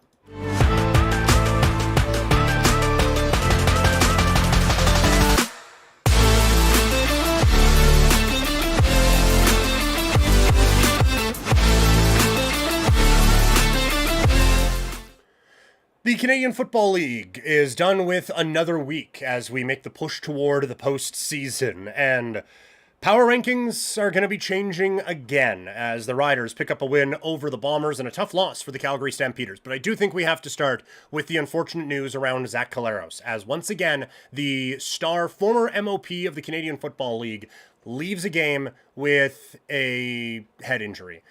Call it a neck injury all you want, Winnipeg. He's had head injuries all season long, and it has been a big problem for them, and it comes out again. The hit in question, it was a penalty. Like, in 2025, Reeves' helmet hit the helmet of Collaros, and that is a penalty. It wasn't a dirty hit. It wasn't even that big of a hit. It just, he happened to have the bad fortune of being the same height as Collaros, and they clashed heads, and down he goes. But look, anything can happen. Obviously, like when you are getting hits, it doesn't matter. I've seen it. If you are local to Calgary and have heard me talk on the radio a bunch, you know that this is something I've dealt with. And that once that button gets pushed, it is easier to do it. But it also doesn't need to be like a truck driving by and hitting you in the head or something like that. Sometimes it's weird, but when that button gets pushed, it is. And it's not necessarily the biggest things. That being said, when it's consistent and it's not the big things, that is when it gets very scary. And that's what this is. This is very scary with Zach Collaros, because this wasn't a big bone-rattling hit, or it was a big hit, but his head didn't whiplash off the ground. There's a bit of but it's not like his head nailed against the ground or anything like that. It was a solid hit, but it's one that you are going to take in football quite a bit. And for him to not be able to get up from that, I'm not questioning the toughness at all. Quite the contrary. He is almost to the point of being too tough for his own good with all the injuries he has dealt with. But it is getting very concerning around the quarterback of the Winnipeg Blue Bombers. And I have my thoughts on 3 down right now on this game. I'm kind of echoing a few of it here. I'm not going to tell this guy or say Zach Collaros should retire, because I know there's a lot that is going into it. All I will say for me is that it is an uncomfortable watch now. Every time anyone gets close to him, you start to get concerned. You start to get very concerned about the well-being for this guy. And you just know that, like, obviously, like, concussion, brain issues, that's scary. There is a next step that gets really, really scary.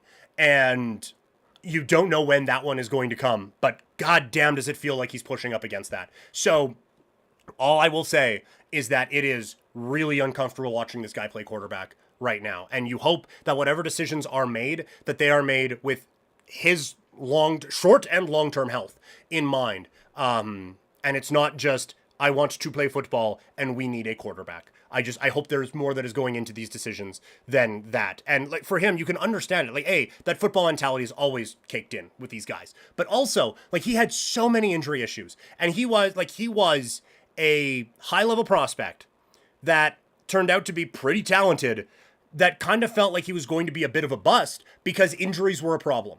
And that's why, like, when people were making fun of the Riders, when it was Collaros against Fajardo in the Grey Cup, it's like, I'm not going to get him on the Collaros one. He couldn't stay healthy. And you had Fajardo coming up. So it made sense. Like, he was not healthy. And then you finally get him staying healthy for 5 years, and you see what could happen. Trips to the Grey Cup every year, and MOP level performances all along the way. So it would be very difficult when you finally reach the level that you thought you were going to for the better part of a decade, to have it taken away by something that feels out of your control would be very, very difficult to give up on. So it's a difficult spot to be in. And look, for Winnipeg, they don't have anything behind them. Strivler is not a long-term game-in, game-out option. Maybe Ellersma is that, but he's going to exhaust every option at the NFL level. And you saw last year what happens when you bring in a guy from the NFL with Nathan Rourke and just be like, go. It takes a bit of time for that to happen. So Winnipeg has not properly insulated themselves from this issue. And I just hope that that's not going into the decision-making process around a human being's health at this time. We'll get into more of the game here in a second, but if you could share this video with people that you like and a couple you don't, just to confuse them a little bit, that would be awesome. Or if you're listening in podcast form, share the podcast with some people that you know. Keep these conversations going and help spread the word of Couch Potato Diary. Really, really trying hard to grow this thing, and need those numbers to get up a little bit. So if you could help me out, that would be fantastic. As far as the game is concerned, the Riders, it's a gritty, grinded out game. This was not a masterpiece, but talking about playoff football, talking about big plays when it counts, that was this. The offense got just enough. I do like from Saskatchewan that there was more creativity on the offensive side, right? Like you saw an offense that they went with the Wildcat with Tommy Stevens when they were running out the game. And it was still like a stop or two, and it gets a little bit dicey at the end there. But they were able to do that. It wasn't just run up the middle, stop, run up the middle, stop, run up the middle, stop. They were able to stretch the field a little bit and create a few different looks. And then they were really aggressive in pushing the ball down the field. And that's where they are so good. Maybe not necessarily just at that. Mileage may vary on those plays, but you at least put that thought in, and all of a sudden the middle of the field where they like to work, that opens up, and they're able to put a lot of very big plays out there and keep drives going, move the offense forward, and eventually get a win. So good on them for doing that. The defense was excellent. The pass rush didn't get home as often in this one as it did in the Labor Day Classic, but the play Carney made, I kind of spell it out, and I wish I had the ability to like telestrator and stuff like that. But by the way, quick aside, I do play-by-play for Calgary Dinos. Check those games out, dude. Canada West TV. Dinos, each game has come down to the last play of the game. So exciting. But from a play-by-play standpoint, up in the booth, we got a telestrator. And I'm like, man, I wish I just had this all the time. But there's a play on the Campbell interception. They are looking to set up a screen to Dembski. Strevler's looking for him, and Carney reads that. And instead of just beeline to the quarterback and, hey, I'm going to get there before he throws it, and it's going to be great. And then you don't, Dembski has it, he's into the secondary and he's gone. Carney swings out and cuts in front of him. It's a little play. And it feels obvious when you're talking about, like, yeah, just take that away. That's not necessarily always the read for these guys, right? It shows high-level coaching. It shows high-level awareness and football IQ from the player, and then the athleticism and the ability to be able to pull that off. And so he does that, takes it away. Strevler, instead of waiting, is like, okay, next read, which makes sense, right? Like, it's presumably a screen. That means you don't have a lot of time. So fair, just be like, well, okay, look at the next option. And as he does that, Carney's like, okay, well, box checked, let's go get him now. Alters the throw enough that it's a really bad one, and it gets to Campbell for the interception. It was such a smart read and a smart play to be able to execute that perfectly, and it leads to a touchdown. And it's those types of plays that this team comes up with every single week, and it just shows how good this pass rush can be, even when not getting home all the time. They're still affecting the plays. But the interceptions were a huge part of it last year. This year, it's been more sacks than that, but this team is coming up with big plays in the interception game as well. And just really, really good performance, I thought, from this defense. Again, it wasn't the masterpiece that, like, I thought they played significantly better on Labor Day, but this was still a very good win. And I think the better team won both games, even with the injury, obviously, to Zach Collaros. But now it puts the Riders in a great spot.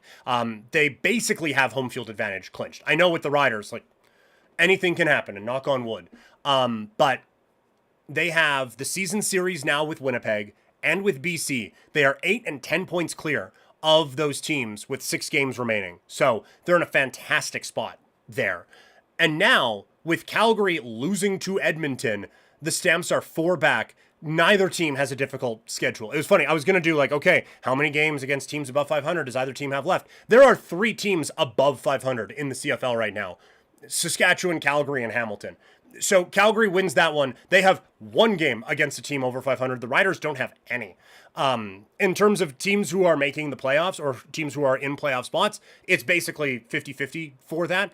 But the Riders in a very good spot. And obviously things can happen, injuries can happen, whatever. But as we sit here on September 8th, it would be difficult to look at Saskatchewan's schedule and to see where 2 more losses are coming.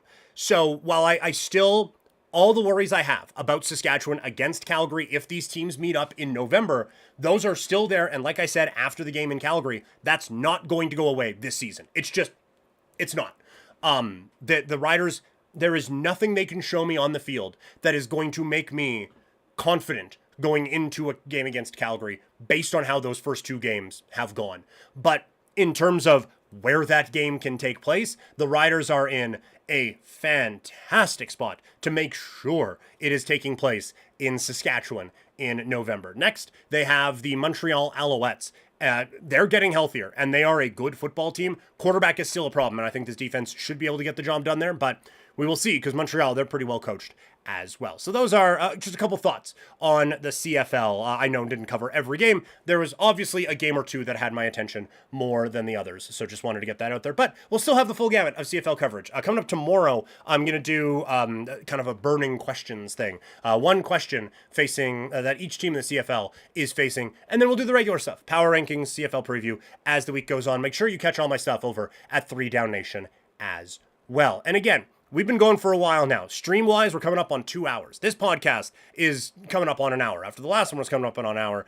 So there's a lot that has been happening on Couch Potato Diary. It's tough to keep up with all of it, but make sure, if you missed anything, check out the podcast. It's available on Spotify.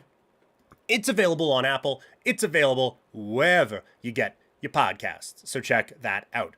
Let's move into the world of professional wrestling in a little bit. I guess more the punching world in general. Instead of wrestling, we'll go boxing, because wrestling has some big stuff going on, but boxing has the big fight coming up here this weekend. It is a strange setup. It is a fight that I don't know if a lot of people really thought could happen, but it's here. Let's give our fight night first look to 2 pound-for-pound greats facing off this weekend, with Canelo Alvarez taking on Terrence Crawford.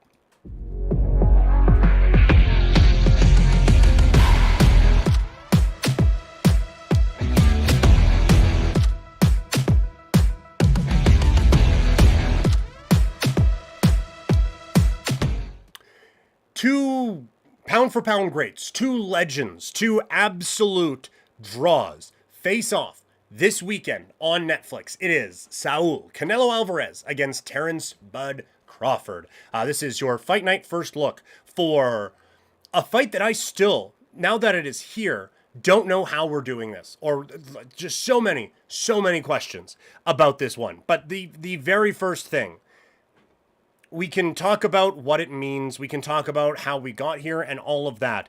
But I feel like maybe I'm being a bit spoiled or whatever if I'm looking this gift horse in the mouth, because it is 2 major stars, 2 high-level boxers facing off on Saturday. And so, like, all the other stuff around it is there and is legitimate and will be talked about. But the main thing that I'm going to try to get my brain to focus on this week is that 2 guys who will be referenced, and maybe not like all the way at the top, but will be referenced in all-time conversations at their weight classes and in some cases pound for pound, will get to face off on Saturday. and I can't wait. I am so excited to see what this fight looks like, and just to see how these two high-level performers piece this all together. So what are we looking for on either side?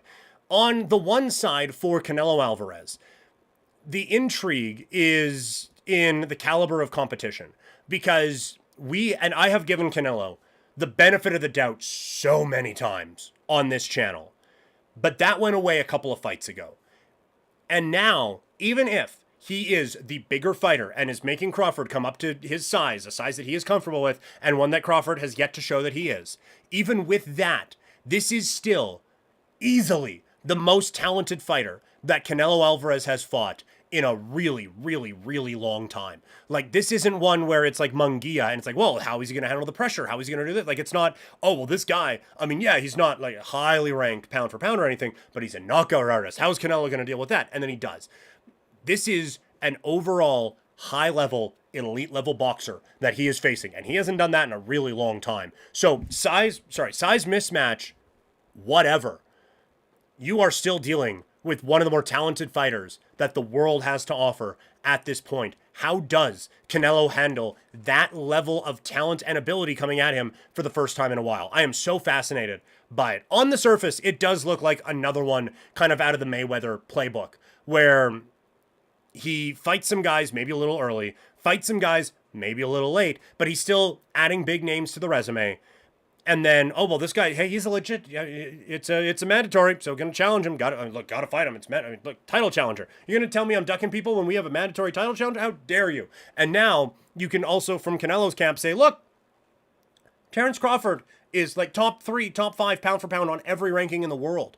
And now we're getting crap because, oh, we're bigger than him? It does very much feel like it's out of the Floyd playbook, where you just, if you glance at Wikipedia 10 years from now, it's like, God damn, this guy fought a lot of dudes. And then you look at the context of all of them. It's like, well, okay. But still, again, not going to take away from it because it's really fun.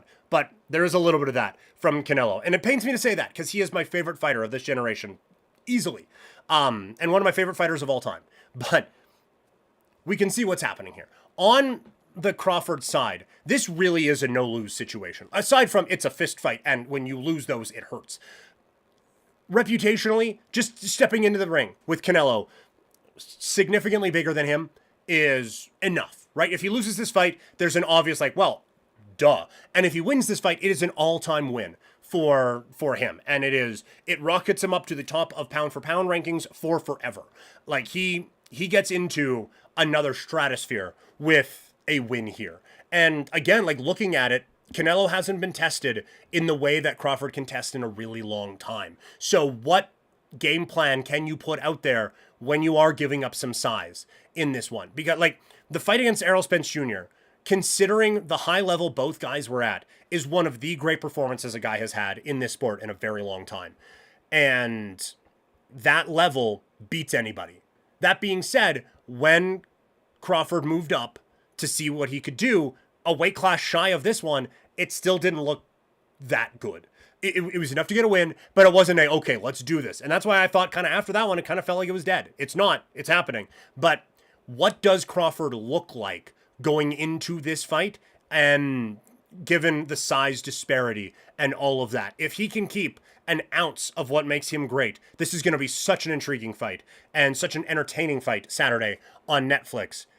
For now, though, it is just a really intriguing, very, how is this going to look sort of a fight. I can't wait to answer all these questions on Saturday. It's our regular fight night here, fight week, on Couch Potato Diary. Again, we are going to have streams throughout the week and getting ready for this one. Tomorrow, we're going to be doing our look at some of the other fighters on this card. Going to look at the resumes of both Canelo and Crawford throughout the week as well, and then get ready for the big fight night preview coming up later on. So a lot more boxing talk throughout the week on Couch Potato Diary. Make sure that you hit that subscribe button, and we got playlists if you just want the boxing, all of that. If you just want the coverage of this, we're going to have you. So get ready for that here with Couch Potato Diary. Now we move to the world of professional wrestling. WWE SmackDown needed a bit of a boost after a couple of weeks. Well, they got it. in a great crowd and a perfect time for a major return. Let's talk about WWE SmackDown.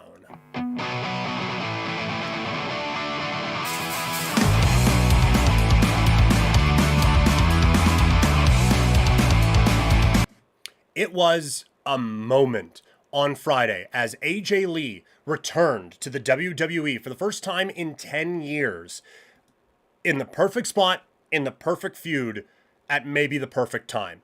Looking at this here, like, you could not have set this up any better. The crowd was hot for it all night, chanting AJ Lee during John Cena's promo. Like, this is the stuff that you want the behind the scenes shit on, to just see how she is reacting to this crowd 10 years later, still being this fired up to see here. And I'd seen a couple things throughout the week of people, I think, pretending to be journalists just to try to get any kind of a click, being like, oh, the WWE's actually going to go with Rhea Ripley in this story, or going to actually go with Jade Cargill, or something along those lines, which would have been the mistake of all mistakes. This was the moment. We all knew it. And even though we knew it, we knew this was coming, it was still a big moment. When that music hits, and I was seeing TikToks all week of people doing the AJ kind of dance to the crowd. But when we heard Light It Up and she makes her way out, oh my gosh, that place erupted. I have chills, like the Rock goosebumps thing.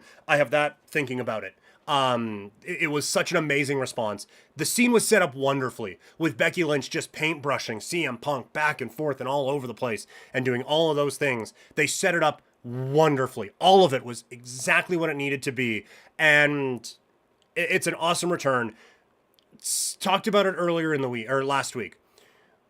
She, obviously, there was a big part of her, or a big part of the fan base that was wishing she would come back at various different points.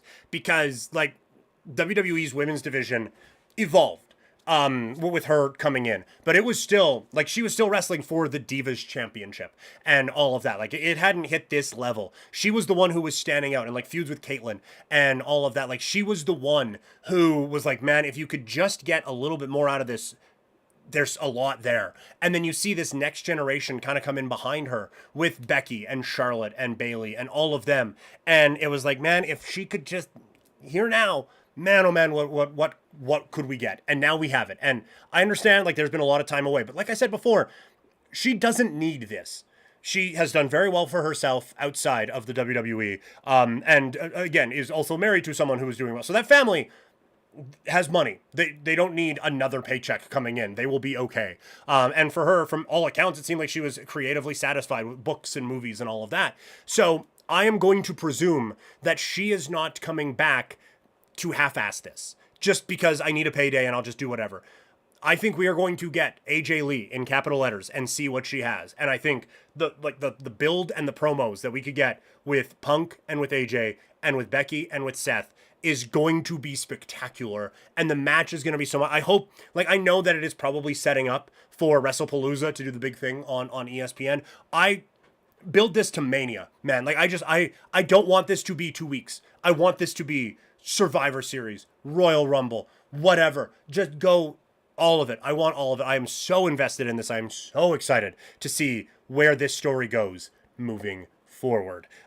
Make sure you keep up to date with everything with Couch Potato Diary. Give me a follow on social media on X, Instagram, TikTok, Threads, and Blue Sky. A couple other notes from SmackDown. There was other parts of the show. Cena against Sami was a ton of fun. The crowd booing Sami Zayn to start was interesting in the promo thing, but then, like, the match, seeing John Cena and the tribute stuff now is so much fun. Like the spear at Michael Cole with the obvious, oh, well, his rivalry with the big dog, and Corey Graves being like, yeah, or another Canadian who was spearing, who he was obviously doing with the and all that stuff. And then him, the crowd chanting RKO, and he goes for that and misses. And like the whole tie-in with Sami and all of that, I thought it was perfect. It was so well done. It gets ruined because Brock Lesnar's coming out. That was the obvious setup. It's obviously where they're going. I still think it is a complete waste. Like, again, like, you watch that match. Even the Logan Paul one. Any Cena match that he has had, at no point do you go, oh man, you know, it'd be great, a Brock Lesnar style of match. No. So even like all the, like, he's a piece of shit stuff aside, just from a wrestling standpoint, I don't care. And it's just a ugh for me when it happens. So I guess we get that, but a really fun match leading up to it before that. The rest of it did kind of feel like a bit of a mid-show. You had nothing from the Bloodline. You had nothing from Jacob Fatu. Cody is off being a Street Fighter. Drew and Randy Orton, you get a vignette, and that's basically it. Like, there wasn't a whole lot on this show. And it was like a good spotlight for Michin and Julia. Cool, but just not enough, I don't think, has been done with those characters just yet to make that feel like a real investment and a real, like, oh, hey, this is a big thing. It just kind of felt like everyone was in Paris and you guys weren't, so have a match and have some fun with it. But this felt like a mid-show that didn't have a whole lot of star power outside of, obviously, some major ones to bookend it. But we will see what the rest of what the rest of the build, I guess, has for SmackDown and what the rest of WWE has with Raw coming up here tonight. So that's the breakdown there for SmackDown, but not the end of the WWE talk, because Worlds Collide is coming up this weekend. Maybe it doesn't have the same, like, what to expect from WWE and Worlds Collide as the last one did, but that doesn't mean there isn't a lot of exciting things on this show. Let's give our first look to Worlds Collide.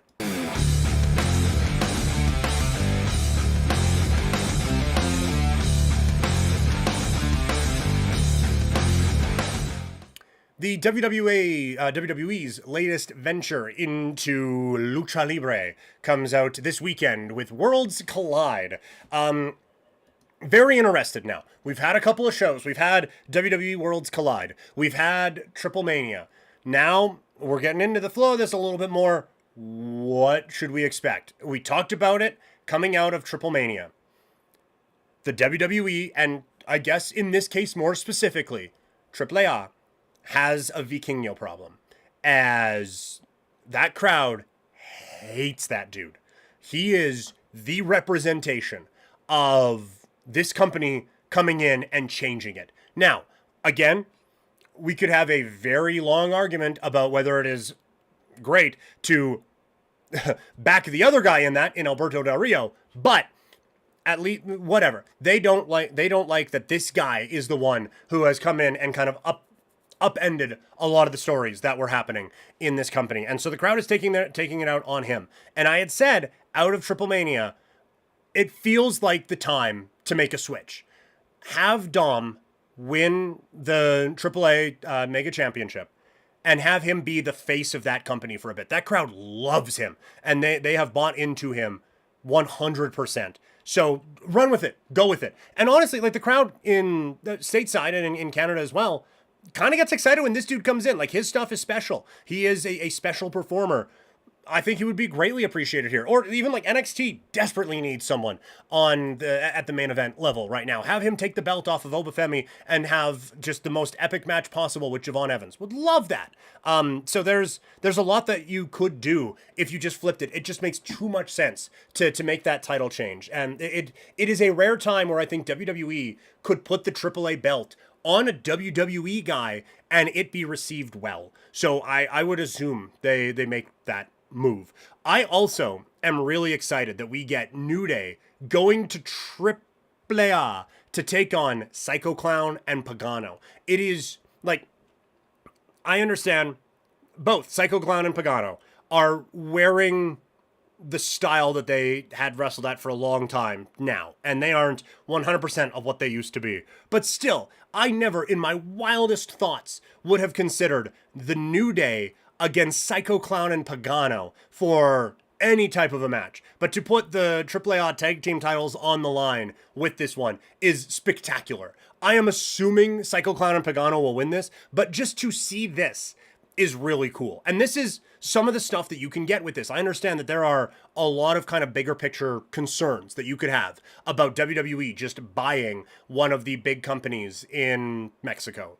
But this is part of the upside, is like, this is a match I never thought about, and I'm so excited that we could be getting it here in a few days at Worlds Collide. We'll run through a couple other things that I'm excited to see in a second, but would really appreciate your support. We do have a tip jar with Couch Potato Diary, links wherever you are consuming this to help out the show, help out the cats with some treats, dog treats as well. It would just really, really help out a lot with everything here with Couch Potato Diary. So if you could hit that tip jar and just leave whatever. Again, not required, certainly not expected, but would be greatly appreciated. appreciated. Another thing that I'm excited about for this one is we get non-WWE Natty again. It feels like she kind of put it on extra when she came back from Triple Mania, but now we get her again in another match. And I am hoping that the two merge soon and we get this version of Natty in WWE, or just get her in Mexico all the time, which I mean, you could. And I'm kind of close to having that anyway.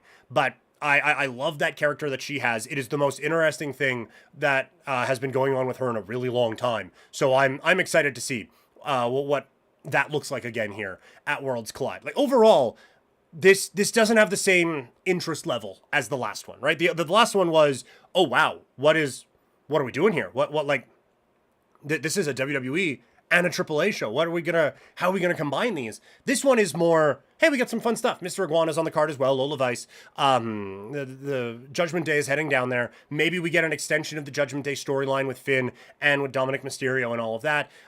Who knows? But it does feel like there's more WWE involvement this time around. And what is this? Intrigue is gone. But that does not change that this is a very fascinating show coming up this weekend. We'll have a preview of it and a little bit more talk on this as the week rolls along. And remember, if you just want the wrestling stuff from Couch Potato Diary, you can get that at Living Room Lariat. It is a new wrestling podcast from Couch Potato Diary. Wrestling's still going to be on Couch Potato, but if you just want the wrestling, like we have done, the stream that I'm doing right now is at 2 hours and 16 minutes. If you are a wrestling fan, the wrestling talk has been the last 8 of that. If you don't want to sit through 2 hours and 8 minutes of sports to get to your wrestling, Living Room Lariats is the podcast to get all of that. So make sure you subscribe on Spotify or wherever you get your podcasts. That is going to do it. Couple hours in the books with you guys today. Thank you so much for hanging out on Couch Potato Diary, wherever you are consuming this stream. As always, we're presented by Sea of Dead. Check out seaofdead403.ca. Great Calgary swag, including a partnership with Kidsport right now. So go check that out and help out Kidsport. Sorry. It's awesome. I loved that we were a part of that when I was working at 960, and I am so happy that Kidsport and Sea of Dead are coming together for what I am hoping is the first of many opportunities there. Also, head over to swiftenergy.gg. Look, we went a couple hours. If you want to go a couple hours gaming session or sports watching or whatever, you're going to need the fuel, you're going to need the focus, and it helps when it tastes good. Swift Energy's got you covered. Head over to swiftenergy.gg. Use that code PK Primetime. If you're watching on YouTube or Dailymotion, hit subscribe or follow, like this video, share it with the people you know. If you are listening, rate, review, and subscribe, and that stuff really helps out. Follow me on social media. I am at Primetime Klein on X, Instagram, TikTok, Threads, Blue Sky, all of it. Find me there for updates on the show. The next stream is going to be here tomorrow at 10 a.m. A lot of fantasy football talk and a little bit more wrestling and boxing for y'all on that day and whatever else is happening. Plus some more hockey too. So everything we talked about today, more of that tomorrow here on Couch Potato Diary. Thank you guys so much for hanging out today, and I'll talk to all of you later. Have a great rest of your day, everybody.